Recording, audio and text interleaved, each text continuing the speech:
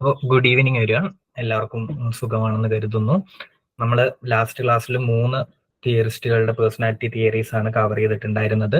Eric ഫ്രമിന്റെ freedom കൺസെപ്റ്റും അത് balance ഉണ്ടാക്കിയാലേ നമുക്ക് നല്ലൊരു പേഴ്സണാലിറ്റി ഡെവലപ്പ് ചെയ്യാൻ പറ്റുള്ളൂ എന്നുള്ള രീതിയിൽ നമ്മൾ പറഞ്ഞിരുന്നു. അതേപോലെ സളിവന്റെ നമ്മളെ ഇന്റർപേഴ്സണൽ റിലേഷൻഷിപ്പിന് ഇമ്പോർട്ടൻസ് കൊടുത്തിട്ടുള്ള ഒരു ഡെവലപ്മെന്റൽ തിയറി പോലത്തെ ഒരു മോഡലിനെ കുറിച്ച് നമ്മൾ സംസാരിച്ചിരുന്നു.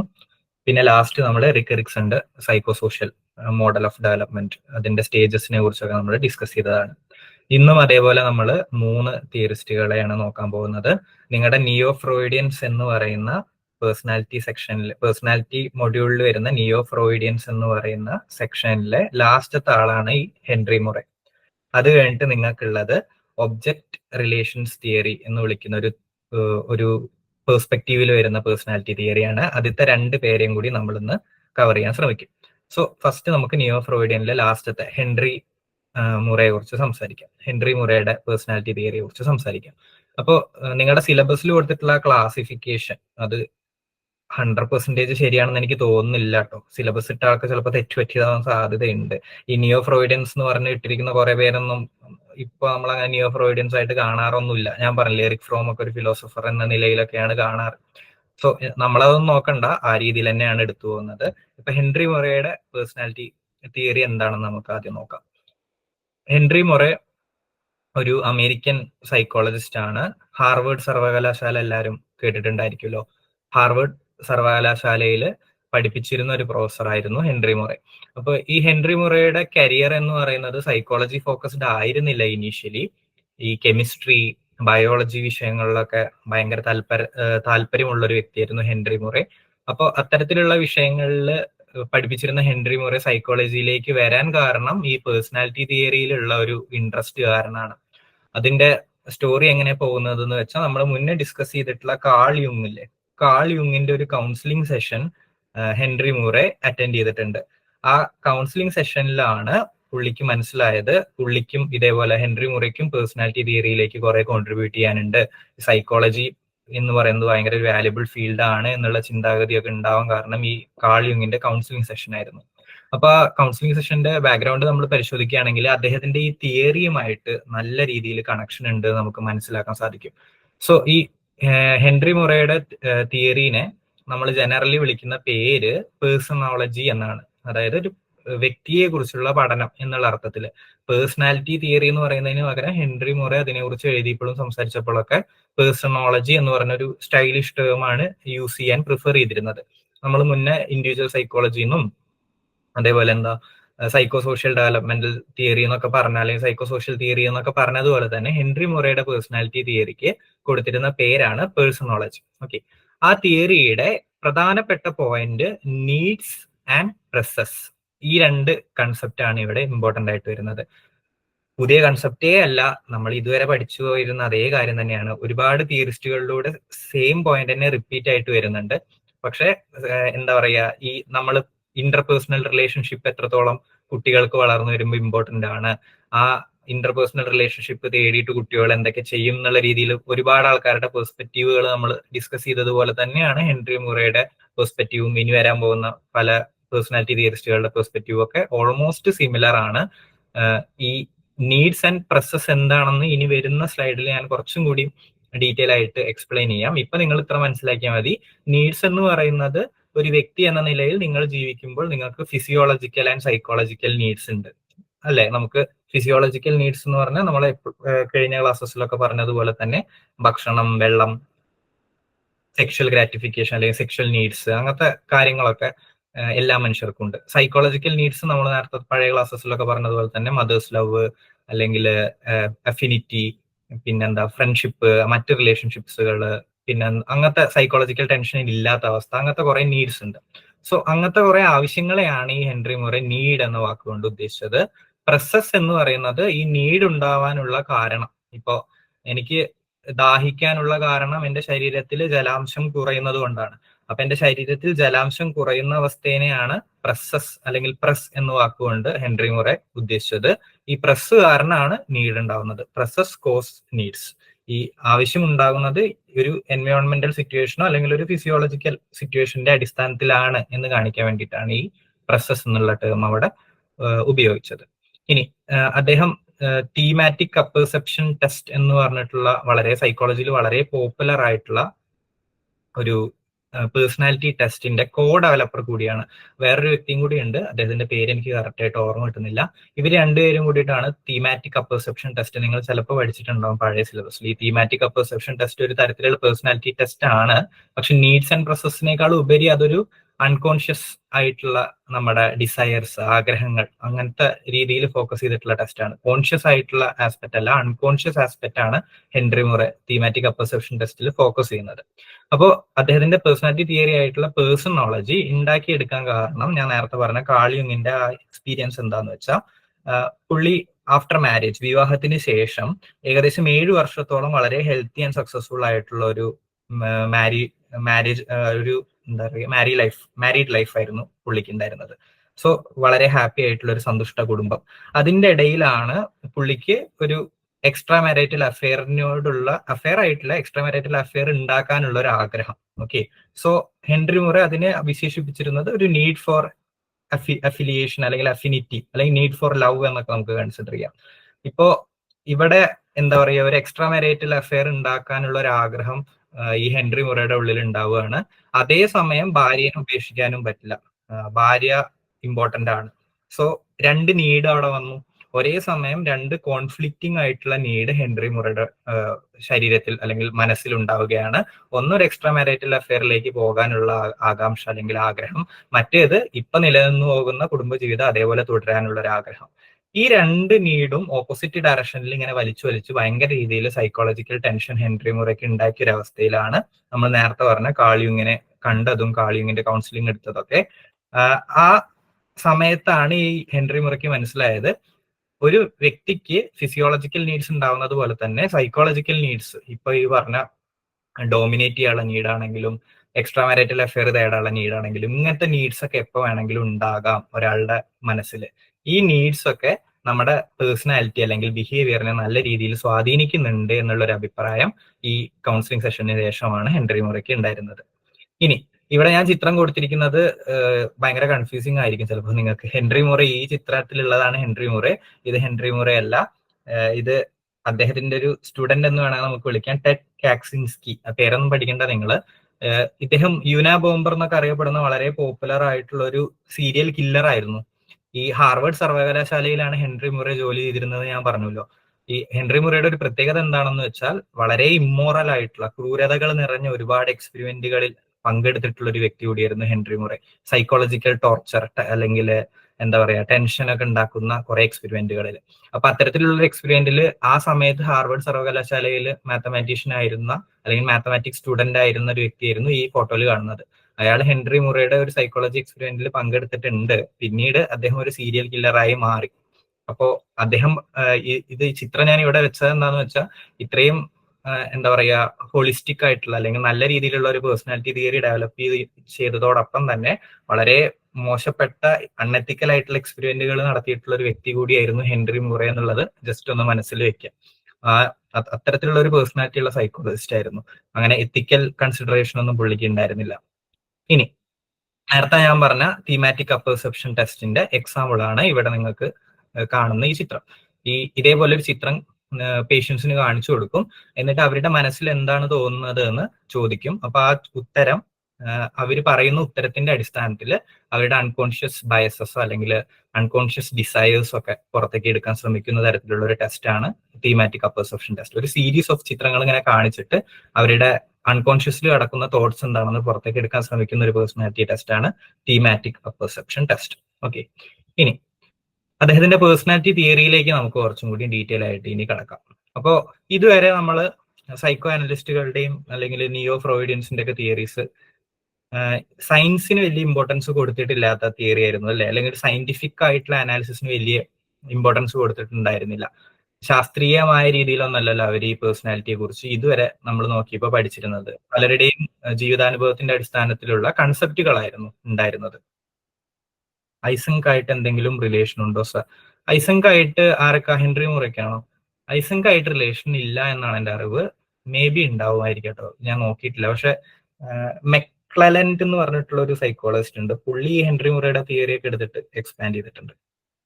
ഐസക്കിന്റെ ഉണ്ടോന്ന് എനിക്ക് അറിയില്ല, നോക്കേണ്ടി വരും. സോ കണ്ടിന്യൂയിങ് വിത്ത് ദിസ്, നമ്മൾ എന്താ പറഞ്ഞതെന്ന് വെച്ചാൽ സയന്റിഫിക് ആയിട്ടുള്ള അനാലിസിസ് ആണല്ലോ പേഴ്സണാലിറ്റിയിൽ നടത്തിയിരുന്നത്. അല്ല, സയന്റിഫിക് ആയിട്ടുള്ള അനാലിസിസ് അല്ല പേഴ്സണാലിറ്റിയെ കുറിച്ച് നടത്തിയിരുന്നത്. അപ്പോ ഈ സയന്റിഫിക് ആയിട്ടുള്ള അനാലിസിസ് അല്ല നടത്തിയിരുന്നത്.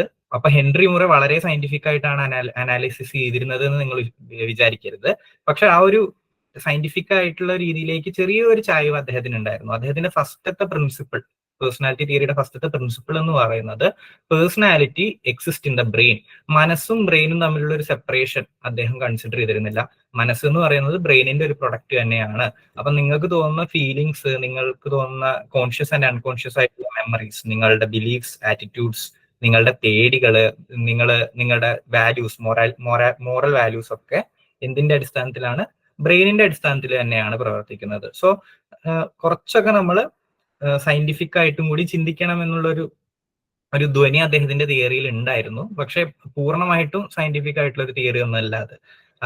ആ സമയത്ത് നമുക്ക് അങ്ങനെ ബ്രെയിൻ ഇമേജിങ് ടെക്നിക്കൊക്കെ വളരെ ഡീറ്റെയിൽ ആയിട്ട് പഠിക്കാൻ ഉണ്ടായിരുന്നില്ല. അതുകൊണ്ടായിരിക്കാം ചിലപ്പോൾ പൂർണ്ണമായിട്ട് സയന്റിഫിക് ആയിട്ട് പോകാൻ. പക്ഷെ അദ്ദേഹം പറഞ്ഞിരുന്നത് പേഴ്സണാലിറ്റി ബ്രെയിൻ ആയിട്ട് നമുക്ക് ഫുള്ള് റിലേറ്റ് ചെയ്യാമെന്നായിരുന്നു. ഇനി സെക്കൻഡ് പ്രിൻസിപ്പിൾ എന്താ അദ്ദേഹം സംസാരിച്ചതെന്ന് വെച്ചാൽ, നമ്മൾ ഹെൻറി സള്ളിവന്റെ തിയറീസിൽ പറഞ്ഞ അതേപോലെ തന്നെ ഒരു സൈക്കോളജിക്കൽ ടെൻഷൻ റിഡക്ഷൻ എന്നൊരു ഐഡിയ അദ്ദേഹവും കൊണ്ടുവന്നിരുന്നു, ഹെൻറി മുറയും കൊണ്ടുവന്നിരുന്നു. മുറ പറഞ്ഞത് എന്താണെന്ന് വെച്ചാൽ, എല്ലാ മനുഷ്യരും ഇതേപോലെ നീഡ്സ് ഉണ്ടാകുമ്പോൾ നീഡ്സ് സാറ്റിസ്ഫൈ ആയില്ലെങ്കിൽ, നിങ്ങൾക്ക് സ്നേഹം വേണം എന്നൊരു നീഡ് നിങ്ങളുടെ ഉള്ളിൽ ഉണ്ടാവുകയാണ്, നിങ്ങൾക്ക് സ്നേഹം കിട്ടുന്നില്ല എങ്കിൽ നിങ്ങളുടെ ഉള്ളിൽ ഒരു ടെൻഷൻ ഉണ്ടാവും, ഒരു മാനസിക സമ്മർദ്ദം ഈ നീഡ് സാറ്റിസ്ഫൈ ചെയ്യാത്തത് കൊണ്ട് ഉണ്ടാകും. അപ്പോൾ ഈ മാനസിക സമ്മർദ്ദം വെച്ചിട്ട് ജീവിക്കുക എന്ന് പറയുന്നത് എല്ലാ മനുഷ്യർക്കും ബുദ്ധിമുട്ടായതുകൊണ്ട് തന്നെ എത്രയും പെട്ടെന്ന് നമ്മൾ ആ നീഡ് സാറ്റിസ്ഫൈ അല്ലെങ്കിൽ നീഡ് സോൾവ് ചെയ്യാൻ വേണ്ടിയിട്ട് നമ്മൾ എന്തെങ്കിലും പ്രവർത്തിക്കും എന്നൊരു കൺസെപ്റ്റാണ് സെക്കൻഡ് പ്രിൻസിപ്പിൾ അദ്ദേഹത്തിന്റെ. സോ അൺസാറ്റിസ്ഫൈഡ് നീഡ്സ് എന്തുണ്ടാക്കും? ടെൻഷൻ ഉണ്ടാക്കും. ഈ ടെൻഷൻ കുറയ്ക്കാൻ വേണ്ടിയിട്ടാണ് നമ്മൾ ബിഹേവ് ചെയ്യുന്നത്, അല്ലെങ്കിൽ നമ്മുടെ പേഴ്സണാലിറ്റി ഈ ടെൻഷൻ കുറയ്ക്കാൻ വേണ്ടിയിട്ടാണ് പ്രവർത്തിക്കുന്നത് എന്നുള്ളൊരു അഭിപ്രായം. ഇനി മൂന്നാമത്തെ പ്രിൻസിപ്പിൾ എന്തായിരുന്നു എന്ന് വെച്ചാൽ, ഒരു വ്യക്തിയുടെ പേഴ്സണാലിറ്റി പാസ്റ്റിൽ ഡിപ്പെൻഡന്റ് ആണ്. ഫ്രോയിഡ് ഒക്കെ പറഞ്ഞതുപോലെ തന്നെ പാസ്റ്റിൽ ഡിപ്പെൻഡന്റ് ആണ്, പക്ഷെ അതേസമയം പാസ്റ്റിൽ ഫിക്സ്ഡ് അല്ല. പാസ്റ്റിൽ ഡിപ്പെൻഡന്റ് ആണ്, അതേസമയം പ്രസന്റും ഫ്യൂച്ചറും ഇമ്പോർട്ടന്റ് ആണ്. യുങ് ഒക്കെ പറഞ്ഞിട്ടുള്ള അതേ ഒപ്പീനിയൻ തന്നെ. ഈ തേർഡ് ആൻഡ് ഫോർത്ത് പ്രിൻസിപ്പിൾ നമുക്ക് അപ്പൊ വേണമെങ്കിൽ ഒരുമിച്ച് വായിക്കാം. തേർഡ് പ്രിൻസിപ്പിൾ പ്രകാരം പാസ്റ്റ്, ഒരു വ്യക്തിയുടെ പാസ്റ്റിനെ കുറിച്ച് പഠിക്കുക എന്നുള്ളത് ഇമ്പോർട്ടന്റ് ആണ്. കാരണം ചെറുപ്പത്തിൽ കിട്ടാതെ പോയ നീഡ്സിനെ കുറിച്ചൊക്കെ നമുക്ക് പാസ്റ്റ് പഠിക്കുമ്പോഴേ മനസ്സിലാവുള്ളൂ. അതേസമയം എന്താണ്, പാസ്റ്റ് എല്ലാം നിയന്ത്രിക്കുന്നു അല്ലെങ്കിൽ എല്ലാം തീരുമാനിക്കുന്നു എന്നുള്ളൊരു അഭിപ്രായം അദ്ദേഹത്തിന് ഉണ്ടായിരുന്നോ? ഇല്ല. അതേസമയം അദ്ദേഹം പറയുന്നത് പേഴ്സണാലിറ്റി ചേഞ്ച് ചെയ്യുന്നു, പ്രോഗ്രസ് ചെയ്യുന്നു, അത് ഫിക്സഡ് അല്ല. അല്ലെങ്കിൽ ഒരു സ്ഥലത്ത് പാസ്റ്റിൽ ഉണ്ടായ സംഭവങ്ങളെല്ലാം ഉണ്ടാക്കി അതേപോലെ ഒരു പേഴ്സണാലിറ്റി ഉണ്ടാക്കി അതേപോലെ നിലനിന്ന് പോകുന്നതല്ല, അത് ഡൈനാമിക് ആണ്, ചേഞ്ച് ചെയ്ത് പോകുന്ന ഒരു സാധനമാണ് എന്നായിരുന്നു അദ്ദേഹത്തിന്റെ നാലാമത്തെ പ്രിൻസിപ്പിൾ. ഇനി അഞ്ചാമത്തെ പ്രിൻസിപ്പിൾ ഓഫ് പേഴ്സണാലിറ്റി എന്താ? ഓരോ വ്യക്തിയും യുണീക്ക് ആണ് എന്നുള്ള ഒരു ഐഡിയ. ഒരു എല്ലാ വ്യക്തികളും തമ്മിൽ ചെറിയ രീതിയിൽ സിമിലാരിറ്റീസ് ഉണ്ടായിരിക്കാം. എനിക്കും കറുത്ത നിറം ഇഷ്ടമായിരിക്കാം, നിങ്ങൾക്കും കറുത്ത നിറത്തിലുള്ള ഡ്രസ്സുകളായിരിക്കും ഇഷ്ടം. അപ്പൊ നമ്മൾ രണ്ടുപേരും തമ്മിൽ ഒരു സിമിലാരിറ്റി ഉണ്ട്, പക്ഷെ അതിന്റെ അർത്ഥം നിങ്ങളുടെ അതേ സ്വഭാവമാണ് എനിക്ക് എന്നല്ല. സോ ആൾക്കാർ തമ്മിൽ ചെറിയ സിമിലാരിറ്റീസ് ഉണ്ടെങ്കിലും ആസ് എ ഹോൾ നമ്മൾ നോക്കുകയാണെങ്കിൽ എല്ലാ വ്യക്തികളും യുണീക്ക് ആണ് എന്ന് പറയുന്ന ഒരു പ്രിൻസിപ്പിൾ കൂടി അദ്ദേഹത്തിന്റെ പേഴ്സണാലിറ്റി തിയറി അല്ലെങ്കിൽ പേഴ്സണോളജിയിൽ ഉണ്ടായിരുന്നു. അപ്പൊ ഞാൻ നേരത്തെ പറഞ്ഞ ആ ഒരു പോയിന്റ് ആയിട്ട് നിങ്ങൾ കമ്പയർ ചെയ്യുക. ഇത്രയും ഹോളിസ്റ്റിക് ആയിട്ട് അല്ലെങ്കിൽ ഇത്രയും എന്താ പറയാ സൗന്ദര്യമുള്ള ഒരു പേഴ്സണാലിറ്റി തിയറി ഉണ്ടാക്കിയെടുത്ത അതേ വ്യക്തി തന്നെയാണ് അത്രയും ക്രൂരമായിട്ടുള്ള സൈക്കോളജി എക്സ്പെരിമെന്റ് കുട്ടികളുടെ മേലൊക്കെ അടിച്ചേൽപ്പിച്ച് അല്ലെങ്കിൽ അമേരിക്കൻ ഗവൺമെന്റിന് വേണ്ടിയിട്ട് കുറെ റിസർച്ച് പ്രോഗ്രാമുകളൊക്കെ കണ്ടക്ട് ചെയ്തിട്ടുള്ളത്. അതിനെക്കുറിച്ച് കൂടുതൽ അറിയാൻ താല്പര്യമുള്ളവർ ജസ്റ്റ് ഒന്ന് അന്വേഷിച്ച് നോക്കട്ടോ. അപ്പോൾ ഭയങ്കര കോൺഫ്ലിക്റ്റിംഗ് ആയിട്ടുള്ള ഒരു പേഴ്സണാലിറ്റി ആയിരുന്നു മുറയുടെ എന്ന് വേണമെങ്കിൽ നമുക്ക് പറയാം. അപ്പൊ ഈ 5 പ്രിൻസിപ്പിൾസ് ജസ്റ്റ് ഒന്ന് അറിഞ്ഞു വെക്കാം. അദ്ദേഹത്തിന്റെ പേഴ്സണാലിറ്റിയുടെ ബാക്ക്ഗ്രൗണ്ട് ഇതായിരുന്നു. ആർക്കെങ്കിലും എന്തെങ്കിലും ഡൗട്ട് ഉണ്ടോ? ഇല്ല. ഓക്കെ. ഇനി next one, basis of personality. ഇപ്പൊ നമ്മൾ പറഞ്ഞു, ഫസ്റ്റത്തെ സ്ലൈഡിൽ തന്നെ നമ്മൾ ഡിസ്കസ് ചെയ്തു, നീഡ്സ് ആൻഡ് പ്രസസ് ആണ് എന്ത് ഡിറ്റർമിൻ ചെയ്യുന്നത്, ഒരു വ്യക്തിയുടെ പേഴ്സണാലിറ്റി ഡിറ്റർമിൻ ചെയ്യുന്നത് എന്നുള്ള ഒരു ആശയമാണ് ഹെൻറി മുറെ മുന്നോട്ട് വെച്ചത് നമ്മൾ ആദ്യം തന്നെ പറഞ്ഞിരുന്നു. സോ ഇവിടെ അദ്ദേഹത്തിന്റെ സ്റ്റേറ്റ്മെന്റ് എന്ന് പറയുന്നത് needs are the motivators of behaviour. ഒരു ഫിസിയോളജിക്കൽ അല്ലെങ്കിൽ സൈക്കോളജിക്കൽ നീഡ് നിങ്ങളുടെ ഉള്ളിൽ ഉണ്ടാകുമ്പോൾ നിങ്ങളുടെ ഉള്ളിൽ ടെൻഷൻ ഉണ്ടാകുന്നു. ആ ടെൻഷൻ കുറയ്ക്കാൻ വേണ്ടിയിട്ട് നിങ്ങൾ ബിഹേവ് ചെയ്യുന്നു. അപ്പോൾ നിങ്ങളുടെ എല്ലാ പ്രവർത്തനങ്ങളും നിയന്ത്രിക്കുന്നത് ആരാണ്? നിങ്ങളുടെ ഉള്ളിൽ ഉണ്ടാകുന്ന ആ നീഡ്സ് ആണ് എന്നുള്ളൊരു കൺസെപ്റ്റ്. അപ്പോൾ അടുത്ത ചോദ്യം ചോദിക്കാം, എത്ര നീഡ്സ് അങ്ങനെയാണെങ്കിൽ ഉണ്ടാകും? അദ്ദേഹം ഒരുപാട് നീഡ്സിനെ കുറിച്ച് എഴുതിയിട്ടുണ്ട്. ഒരുപാട് എന്ന് പറഞ്ഞാൽ ഈ ഓരോ ടെക്സ്റ്റ് ബുക്കിലും ഈ നീഡ്സിന്റെ എണ്ണം ഭയങ്കര വേരി ചെയ്തിട്ടാണ്. ചിലതിൽ 10ന് താഴെ പറയും, ചിലതിൽ 20 പറയും. ഞാൻ വേറൊരു ടെക്സ്റ്റ് ബുക്കിൽ നോക്കിയപ്പോൾ 28 നീഡ്സ് ഒക്കെ പറയുന്നുണ്ട്. സോ അദ്ദേഹത്തിന്റെ ലൈഫിൽ അദ്ദേഹത്തിന് ഉണ്ടായിരുന്ന എല്ലാ അനുഭവങ്ങളും ഒരു നീഡാക്കി മാറ്റുന്ന തരത്തിലുള്ള ഒരു ക്യാരക്ടർ ആയിരുന്നു എന്ന് വേണമെങ്കിൽ പറയാം. നേരത്തെ പറഞ്ഞ അവിഹിതത്തിനുള്ള ഒരു ടെൻഡൻസി ഉണ്ടാവുകയാണെങ്കിൽ അതും ഒരു അദ്ദേഹം തിയറിയിൽ ഒരു നീഡാക്കി എഴുതും. ആ തരത്തിലുള്ള ഒരു ക്യാരക്ടർ ആയിരുന്നു അദ്ദേഹത്തിന്റെ. സോ അതുകൊണ്ട് തന്നെ 20-ലധികം നീഡ്സ് പറഞ്ഞിട്ടുണ്ട്. നമുക്ക് ഈ നീഡ്സ് ഒന്നും കാണാതെ പഠിക്കേണ്ട ആവശ്യമില്ലാത്തതുകൊണ്ട് എത്ര പറഞ്ഞു എന്നുള്ളത് ഒരു കൺസേൺ അല്ല. നേരത്തെ നമ്മൾ പറഞ്ഞ അതേ പോയിന്റ്, നീഡ്സ് ഒരു ടെൻഷൻ ഉണ്ടാക്കും, സൈക്കോളജിക്കൽ ടെൻഷൻ വരും നീഡ് വരുമ്പോൾ. അപ്പൊ ഈ സൈക്കോളജിക്കൽ ടെൻഷൻ കുറയ്ക്കാൻ വേണ്ടിയിട്ട് നമ്മൾ ബിഹേവ് ചെയ്യും അല്ലെങ്കിൽ നമ്മൾ ആക്ട് ചെയ്യും എന്നുള്ളൊരു കൺസെപ്റ്റ് ആയിരുന്നു മുറയ്ക്ക് ഉണ്ടായിരുന്നത്. പ്രസ് എന്ന് പറഞ്ഞ എന്തായിരുന്നു? ഈ നീഡ് ഉണ്ടാക്കാൻ കാരണമായത് എന്താണോ അതിനെയാണ് നമ്മൾ പ്രസ് എന്ന് വിളിക്കുന്നത്. അത് എൻവയോൺമെന്റിൽ സിറ്റുവേറ്റ് ചെയ്യുന്ന അല്ലെങ്കിൽ എൻവയോൺമെന്റിൽ ഉണ്ടാകുന്ന ഒരു സിറ്റുവേഷൻ ഒക്കെ ആയിരിക്കാം, അല്ലെങ്കിൽ ഒരു ഒബ്ജക്റ്റ് ആയിരിക്കാം. ഒരു ഉദാഹരണം പറയുകയാണെങ്കിൽ, ഈ നിങ്ങൾ പോയിരുന്ന സ്കൂളിൽ ഒരുപാട് ബുള്ളിങ് അനുഭവിച്ചു, ഒരുപാട് റാഗിങ് ഒക്കെ അനുഭവിച്ചു. അപ്പൊ ഇങ്ങനെ റാഗിങ് ഒക്കെ അനുഭവിക്കുന്ന സമയത്ത് നിങ്ങളെ കൊണ്ട് ഒന്നും പറ്റൂല, അല്ലെങ്കിൽ നിങ്ങളെ കൊണ്ട് ഒരു ഗുണമില്ല എന്നുള്ള രീതിയിലൊക്കെയാണ് പറഞ്ഞിട്ടാണ് നിങ്ങളെ റാഗ് ചെയ്തത്. സൈക്കോളജിക്കൽ ടോർച്ചർ ആണെന്ന് വിചാരിക്കുക. അപ്പൊ ഈ ഒരു സൈക്കോളജിക്കൽ ടോർച്ചറിലൂടെ നിങ്ങൾ കടന്നു പോയത് കൊണ്ട് ലൈഫിൽ സക്സസ്ഫുൾ ആവണം, എനിക്കൊരു സക്സസ്ഫുൾ കരിയർ ഉണ്ടാക്കണം, അല്ലെങ്കിൽ വലിയൊരു നിലയിൽ എത്തണം എന്നൊരു ചിന്ത നിങ്ങളുടെ ഉള്ളിൽ ഉണ്ടായി എന്ന് വിചാരിക്കാം. ഓക്കെ, സോ സക്സസ്ഫുൾ ആകണം എന്നുള്ളത് നിങ്ങളുടെ ഒരു നീഡാണ്, അല്ലെ? നിങ്ങളുടെ ഒരു ആവശ്യമാണ്. ഈ ആവശ്യം ഉണ്ടാക്കിയത് എന്താണ്? അതിന്റെ സോഴ്സ് എന്ന് പറയുന്നത് നിങ്ങൾ സ്കൂളിൽ അനുഭവിച്ച ബുള്ളിങ്, റാങ്കിങ് ആണ്. അപ്പൊ ഈ സോഴ്സ് അല്ലെങ്കിൽ കോസ് ഓഫ് ദ നീഡ് എന്ന് പറയുന്നതിനെയാണ് നമ്മൾ പ്രസ് എന്ന് വിളിക്കുന്നത്. അപ്പൊ ഈ സ്കൂളിൽ അനുഭവിച്ച ബുള്ളിങ് ആൻഡ് റാഗിങ് ആണ് ഈ സിറ്റുവേഷനിൽ പ്രസ് ആയിട്ട് വരുന്നത്. ആ പ്രസ് കാരണം ഒരു നീഡ് ഉണ്ടാകുന്നു, ഒരു സക്സസ്ഫുൾ ആകണം എന്നുള്ള ഒരു നീഡ് ഉണ്ടാകുന്നു. അതും അല്ലെങ്കിൽ നിങ്ങൾക്ക് ചെറുപ്പത്തിൽ മദേഴ്സ് കെയർ കിട്ടിയിട്ടില്ലെങ്കിൽ ആ മദേഴ്സ് കെയർ കിട്ടാത്ത ഒരു അവസ്ഥയെ നമുക്ക് പ്രസ് എന്ന് വിളിക്കാം. ആ പ്രസ് കാരണം നിങ്ങൾ വളർന്നു വലുതാവുമ്പോൾ you have a need for love, അല്ലെങ്കിൽ അഫിനിറ്റി, അല്ലെങ്കിൽ അഫിലിയേഷൻ, നല്ല റിലേഷൻഷിപ്പിന് വേണ്ടിയിട്ടുള്ള ഒരു നീഡ് നിങ്ങളുടെ ഉള്ളിൽ ഉണ്ടാകുന്നു. അപ്പൊ ഈ നീഡിന്റെ കാരണമായിട്ട് എൻവയോൺമെന്റിൽ സിറ്റുവേറ്റ് ചെയ്യുന്നത് എന്താണോ അതിനെയാണ് ഹെൻറി മുറെ പ്രസ് എന്നുള്ള ടേം കൊണ്ട് ഉദ്ദേശിച്ചത്. ഓക്കെ, ഇനി അദ്ദേഹം നീഡ്സിനെ മെയിൻലി 2 കാറ്റഗറി ആയിട്ട് തിരിച്ചിട്ടുണ്ട്. ഒന്ന് പ്രൈമറി നീഡ്സ് അല്ലെങ്കിൽ വിസറോജനിക് നീഡ്സ്, 2 രീതിയിലും അതിനെ വിളിക്കാറുണ്ട് കേട്ടോ. സോ പ്രൈമറി നീഡ്സ് അല്ലെങ്കിൽ വിസറോജനിക് നീഡ്സും, സെക്കൻഡറി നീഡ്സ് അല്ലെങ്കിൽ സൈക്കോജനിക് നീഡ്സും. ഓക്കെ, നമ്മൾ ആദ്യം പറഞ്ഞ ഫിസിയോളജിക്കൽ ആൻഡ് സൈക്കോളജിക്കൽ നീഡ് എന്ന് ഞാൻ വളരെ കാഷ്വൽ ആയിട്ട് പറഞ്ഞ അതേ സംഭവം തന്നെയാണ്. പ്രൈമറി നീഡിൽ എന്താ വരുന്നത്? Survival and related needs arising from internal body processes. അതായത് നമ്മുടെ ശരീരത്തിന്റെ ഉള്ളിൽ ഉണ്ടാകുന്ന പ്രോസസ്സസ് കാരണം വരുന്ന സർവൈവൽ റിലേറ്റഡ് നീഡ്സ്, വളരെ ബേസിക് ആയിട്ടുള്ള ഹങ്കർ, തേഴ്സ്റ്റ്, അതേപോലെ സെക്ഷൽ ഡ്രൈവ്സ്, അത്തരത്തിലുള്ള നീഡ്സിനെയാണ് അദ്ദേഹം എന്ത് വിളിച്ചത്? ഈ പ്രൈമറി നീഡ്സ് എന്നുള്ള പേര് കൊണ്ട് ഉദ്ദേശിച്ചത്. ബേസിക് ആയിട്ട് സർവൈവലിന് ആവശ്യമായിട്ടുള്ള നീഡ് ഫോർ എയർ, ഓക്സിജന് വേണ്ടിയിട്ടുള്ള നീഡ്. ഓക്സിജൻ ഇല്ലാതെ നമുക്ക് ജീവിക്കാൻ പറ്റില്ല, സർവൈവലിനെ ബാധിക്കുന്ന എസെൻഷ്യൽ ആയിട്ടുള്ള ഒരു കോമ്പണന്റ് ആണ്. അപ്പോൾ അത്തരത്തിലുള്ള നീഡ്സിനെയാണ് പ്രൈമറി നീഡ്സ് അല്ലെങ്കിൽ വിസറോജനിക് നീഡ്സ് എന്ന പേര് കൊണ്ട് അദ്ദേഹം വിളിച്ചത്. ഇനി സെക്കൻഡറി നീഡ്സ് എന്ന് പറഞ്ഞാൽ എന്തോ? ഇതല്ലാതെ ബേസിക് ആയിട്ടുള്ള ഫിസിയോളജിക്കൽ ആയിട്ട് വരാതെ സൈക്കോളജിക്കൽ ആയിട്ട് വരുന്ന ഇമോഷണൽ നീഡ്സിനെയാണ് അദ്ദേഹം എന്ത് വിളിച്ചത്? സെക്കൻഡറി നീഡ്സ് അല്ലെങ്കിൽ സൈക്കോജനിക് നീഡ്സ് എന്നുള്ള പേര് കൊണ്ട് വിളിച്ചത്. അപ്പോ പിന്നീട് നമുക്ക് പറയാവുന്ന നീഡ് ഫോർ ലവും, അല്ലെങ്കിൽ നീഡ് ഫോർ അച്ചീവ്മെന്റ്, സക്സസ്, റിലേഷൻഷിപ്പിന് ഉള്ള നീഡ്സ്, പിന്നെ എന്തൊക്കെയാ, പവർ വേണമെങ്കിൽ അല്ലെങ്കിൽ ഡോമിനൻസ് വേണമെങ്കിൽ അതിന്റെ നീഡ്, അങ്ങനെ വേറൊരു മനുഷ്യനിൽ പിന്നീട് ഉണ്ടാവാൻ പോകുന്ന എല്ലാ നീഡ്സും ഒരു സൈക്കോളജിക്കൽ അല്ലെങ്കിൽ ഇമോഷണൽ നേച്ചറുള്ള എല്ലാ നീഡ്സിനെ അദ്ദേഹം സെക്കൻഡറി നീഡ്സ് അല്ലെങ്കിൽ സൈക്കോജനിക് നീഡ്സ് എന്ന പേര് കൊണ്ട് വിളിച്ചു. ഇനി അദ്ദേഹത്തിന്റെ ജീവിതത്തിൽ നിന്ന് തന്നെയുള്ള ഉദാഹരണം വെച്ചിട്ട്, conflicting needs are the source of turmoil അല്ലെങ്കിൽ ടെൻഷൻ. ഈ ടെൻഷൻ വളരെയധികം കൂടുന്നത് എപ്പോഴാണ്? ഈ നീഡ് നിങ്ങൾക്ക് ഒരിക്കലും എടുത്തു കളയാൻ പറ്റാത്ത ഒരവസ്ഥ. ഈ നമ്മുടെ ഹെൻറി മുറയുടെ ലൈഫിൽ ഉണ്ടായതുപോലെ തന്നെ ഒരേ സമയം നിങ്ങൾക്ക് ഭാര്യയായിട്ടുള്ള റിലേഷനും കീപ്പ് ചെയ്യണം, എക്സ്ട്രാ മാരിറ്റൽ അഫെയറിലും ഏർപ്പെടണം എന്നുള്ളൊരു നീഡ് വരികയാണ്. 2 നീഡും നിങ്ങളുടെ ഉള്ളിൽ ടെൻഷൻ ഉണ്ടാക്കും. അപ്പൊ ടെൻഷൻ കുറയ്ക്കാൻ വേണ്ടി നിങ്ങൾ എന്തെങ്കിലും ചെയ്തേ പറ്റുള്ളൂ. പക്ഷെ നിങ്ങൾക്ക് ഒരു നീഡിന്റെ ബിഹേവിയറിലേക്കും പോകാൻ പറ്റില്ല. കാരണം എന്താണ്, രണ്ട് കോൺഫ്ലിക്റ്റിംഗ് നീഡാണ്. അപ്പൊ അത് നിങ്ങളുടെ ഉള്ളിൽ ഭയങ്കര രീതിയിൽ മാനസികമായ സമ്മർദ്ദം ഉണ്ടാക്കും. സോ ഈ സൈക്കോളജിക്കൽ ടെൻഷന്റെ പീക്കിലെത്തുന്നത് കോൺഫ്ലിക്റ്റിംഗ് ആയിട്ടുള്ള നീഡ്സ് നിങ്ങളുടെ ഉള്ളിൽ ഉണ്ടാവുമ്പോഴാണ്.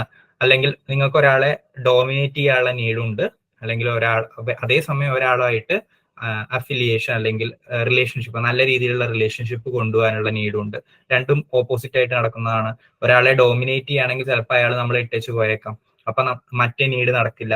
ഓക്കെ, സോ ഇങ്ങനെ രണ്ട് കോൺഫ്ലിക്റ്റിംഗ് നീഡ്സ് നിങ്ങളുടെ ഉള്ളിൽ വരികയാണെങ്കിൽ അത് ഭയങ്കര രീതിയിൽ ഈ സൈക്കോളജിക്കൽ ടെൻഷൻ ഉയർത്തും, കൂട്ടും എന്നുള്ളൊരു അഭിപ്രായം ഹെൻറി മുറയുടെ നീഡ് തിയറിയിൽ ഉണ്ടായിരുന്നു. അതും കൂടി ഓർത്തു വയ്ക്കാം.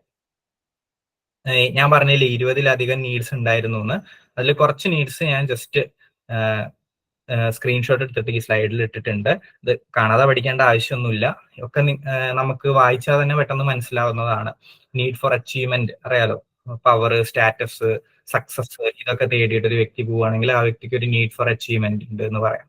നീഡ് ഫോർ റെക്കഗ്നീഷൻ, പ്രൈസ്, മറ്റുള്ളവരുടെ പ്രശംസ, പോപ്പുലാരിറ്റി ഇതൊക്കെ തേടി പോകുന്ന ആൾക്കാർക്ക് നീഡ് ഫോർ റെക്കഗ്നീഷൻ ഉണ്ട് എന്ന് പറയാം. അഗ്രഷന്റെ നീഡ് എന്ന് പറഞ്ഞാൽ മറ്റൊരാളെ അസോൾട്ട് ചെയ്യുക, ഇഞ്ചുറി ചെയ്യുക, ഹാം ഉണ്ടാക്കുക, അത്തരത്തിലുള്ള ബിഹേവിയർ ഒക്കെ ഒരാൾ കാണിക്കുന്നുണ്ട് വെച്ചാൽ അയാൾക്ക് നീഡ് ഫോർ അഗ്രഷൻ ഉണ്ട് എന്ന് പറയാം. ഇത്തരത്തിൽ ഒരുപാട് നീഡ്സിനെ കുറിച്ച് അദ്ദേഹം അങ്ങനെ എഴുതിയിട്ടുണ്ട്. സോ ബേസിക് ആയിട്ട് ഇത്രയേ ഉള്ളൂ സംഭവം. നീഡ്സ് വരുമ്പോൾ നമ്മുടെ ഉള്ളിൽ ടെൻഷൻ ഉണ്ടാക്കും. അപ്പൊ ടെൻഷൻ കുറയ്ക്കാൻ വേണ്ടിയിട്ട് നമ്മൾ എന്തെങ്കിലും പ്രവർത്തിക്കണം. അപ്പോൾ ഈ കോൺഫ്ലിക്റ്റിംഗ് ആയിട്ടുള്ള നീഡ്സ് വരികയാണെങ്കിൽ നമുക്കൊന്നും പ്രവർത്തിക്കാൻ പറ്റാതെ സ്റ്റക്ക് ആയി പോകുന്ന സിറ്റുവേഷൻസ് വരും. ആ സമയത്ത് വളരെ രീതിയിൽ സൈക്കോളജിക്കൽ ടെൻഷൻ ഉണ്ടായി വരും എന്നുള്ളൊരു കൺസെപ്റ്റ് ആണ് ഈ നീഡ് തിയറിയിൽ വരുന്നത്. സോ ഇത്രയേ ഉള്ളൂ സംഭവം. നമുക്ക് ആ 20 നീഡ്സും ഫുൾ ആയിട്ട് പഠിക്കാനില്ലാത്തത് കൊണ്ട് ഒരുപാട് ഡീറ്റെയിൽ ആയിട്ട് ഡിസ്കസ് ചെയ്യാനില്ല. ഈ ബേസിക് ആയിട്ടുള്ള കാര്യങ്ങൾ അറിഞ്ഞു വെച്ചാൽ മതി. ഡൗട്ട് എന്തെങ്കിലും ഉണ്ടെങ്കിൽ ചോദിച്ചോളൂ, അല്ലെങ്കിൽ നമുക്ക് അടുത്തയിലേക്ക് പോവാം. സാറേ ആ പ്രസ് ഒന്ന് എക്സാമ്പിൾ വെച്ചിട്ട് പറഞ്ഞുതരാം. പറഞ്ഞുതരാം. ഓക്കെ, സോ ഇപ്പോ നമ്മൾ മുന്നത്തെ തിയറീസിന്റെ ഒരു എക്സാമ്പിൾ വെച്ചിട്ട് തന്നെ പറയാം.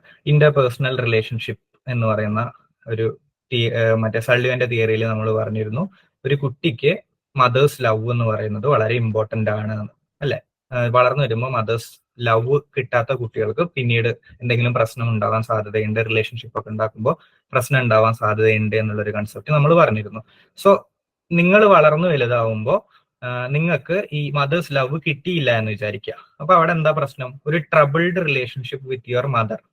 നിങ്ങളുടെ അമ്മയായിട്ട് നിങ്ങൾക്ക് ഒരു ട്രബിൾഡ് റിലേഷൻഷിപ്പ് ഉണ്ടായിരുന്നു. സോ നിങ്ങൾ ഡിസർവ് ചെയ്യുന്ന മദേഴ്സ് ലവ് നിങ്ങൾക്ക് കിട്ടിയില്ല. അപ്പൊ അത് കാരണം നിങ്ങൾ ഇങ്ങനെ വളർന്നു വരുമ്പോൾ you always have A psychological need. ഈ സെക്കൻഡറി നീഡ് ഉണ്ട്. എന്തിനു വേണ്ടിയിട്ട്? ലവിന് വേണ്ടിയിട്ട്. അപ്പൊ ലവ് വേണം എന്നുള്ളൊരു നീഡ് നിങ്ങളുടെ ഉള്ളിൽ ഉണ്ടായിട്ടുണ്ട്. അപ്പോൾ ഈ ഹെൻറി മുറെ അനലൈസ് ചെയ്യുമ്പോൾ ഈ നീഡ് ഉണ്ടാവാനുള്ള കാരണം എന്താണ്? ചെറുപ്പത്തിൽ നിങ്ങൾക്ക് ഒരു അമ്മയായിട്ടൊരു ട്രബിൾഡ് റിലേഷൻഷിപ്പ് ഉണ്ടായതുകൊണ്ട് നിങ്ങൾക്ക് ലവ് കിട്ടിയില്ല. അതുകൊണ്ടാണ് വളർന്നു വലുതായപ്പോൾ നിങ്ങൾക്ക് ഇങ്ങനെ ലവിന് വേണ്ടിയിട്ടുള്ള ഒരു നീഡ് നിലനിൽക്കുന്നത്. സോ ഈ ട്രബിൾഡ് റിലേഷൻഷിപ്പ് വിത്ത് മദറിനെയാണ് ഹെൻറി മുറെ എന്ത് വിളിച്ചത്? പ്രസ് എന്നുള്ള പേര് കൊണ്ട് വിളിച്ചത്. കാരണം ഈ റിലേഷൻഷിപ്പാണ് നിങ്ങൾക്ക് ലവ് വേണം എന്നുള്ള ഒരു നീഡിലേക്ക് എത്തിച്ചത് നിങ്ങളെ. സോ നിങ്ങളുടെ എൻവയോൺമെന്റിൽ ഉണ്ടായിട്ടുള്ള ഒരു സംഭവം, കോസ്, ഒരു കാരണം, ആ കോസ് കാരണമാണ് നിങ്ങൾക്ക് ഒരു നീഡ് ഉണ്ടായത്. അത്തരത്തിലുള്ള കോസസിനെയാണ് പ്രസ് എന്നുള്ള വാക്കുകൊണ്ട് ഉദ്ദേശിച്ചത്. ക്ലിയർ ആയോ? Okay sir, clear. ഓക്കെ. ഇനി വേറെ ആർക്കെങ്കിലും എന്തെങ്കിലും ഡൗട്ട് ഉണ്ടോ? അല്ലെങ്കിൽ നെക്സ്റ്റിലേക്ക് പോവാം.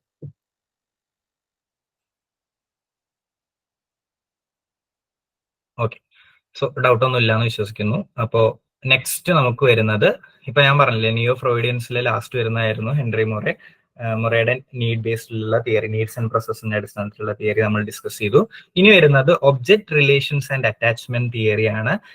ഈ പേര് ഇങ്ങനെ വളരെ എന്താ പറയാ, കുറെ ഇംഗ്ലീഷ് വാക്കുകളൊക്കെ ചേർത്തുണ്ടാക്കിയ പേരാണെങ്കിലും basically object relations and attachment theory പറയുന്നത് ഇന്റർപേഴ്സണൽ റിലേഷൻഷിപ്പിനെ കുറിച്ചും മദർ ചൈൽഡ് റിലേഷൻഷിപ്പിനെ കുറിച്ചൊക്കെ തന്നെയാണ്. സോ ഈ സിലബസ് ഇട്ട ആൾക്കാർ റിപ്പീറ്റ് ചെയ്ത് വരുന്ന ഒരുപാട് പോർഷൻസ് സിലബസിൽ ഇട്ടിട്ടുണ്ട്. അതുകൊണ്ടാണ് ഇങ്ങനത്തെ കുറെ സാധനങ്ങൾ വീണ്ടും വീണ്ടും നിങ്ങൾക്ക് പഠിക്കേണ്ടി വരുന്നത്. അപ്പോൾ ഈ പേര് അറ്റാച്ച്മെന്റ് തിയറി നിങ്ങൾക്ക് അറിയാലോ. അറ്റാച്ച്മെന്റ് എന്നുള്ള വാക്കുകൊണ്ട് ഉദ്ദേശിക്കുന്നത് എന്താണ്? ഒരാളായിട്ട് നിലനിന്ന് പോകുന്ന ഒരു റിലേഷൻഷിപ്പിനെയാണ് നമ്മൾ അറ്റാച്ച്മെന്റ് എന്ന് വിളിക്കുന്നത് അല്ലെ.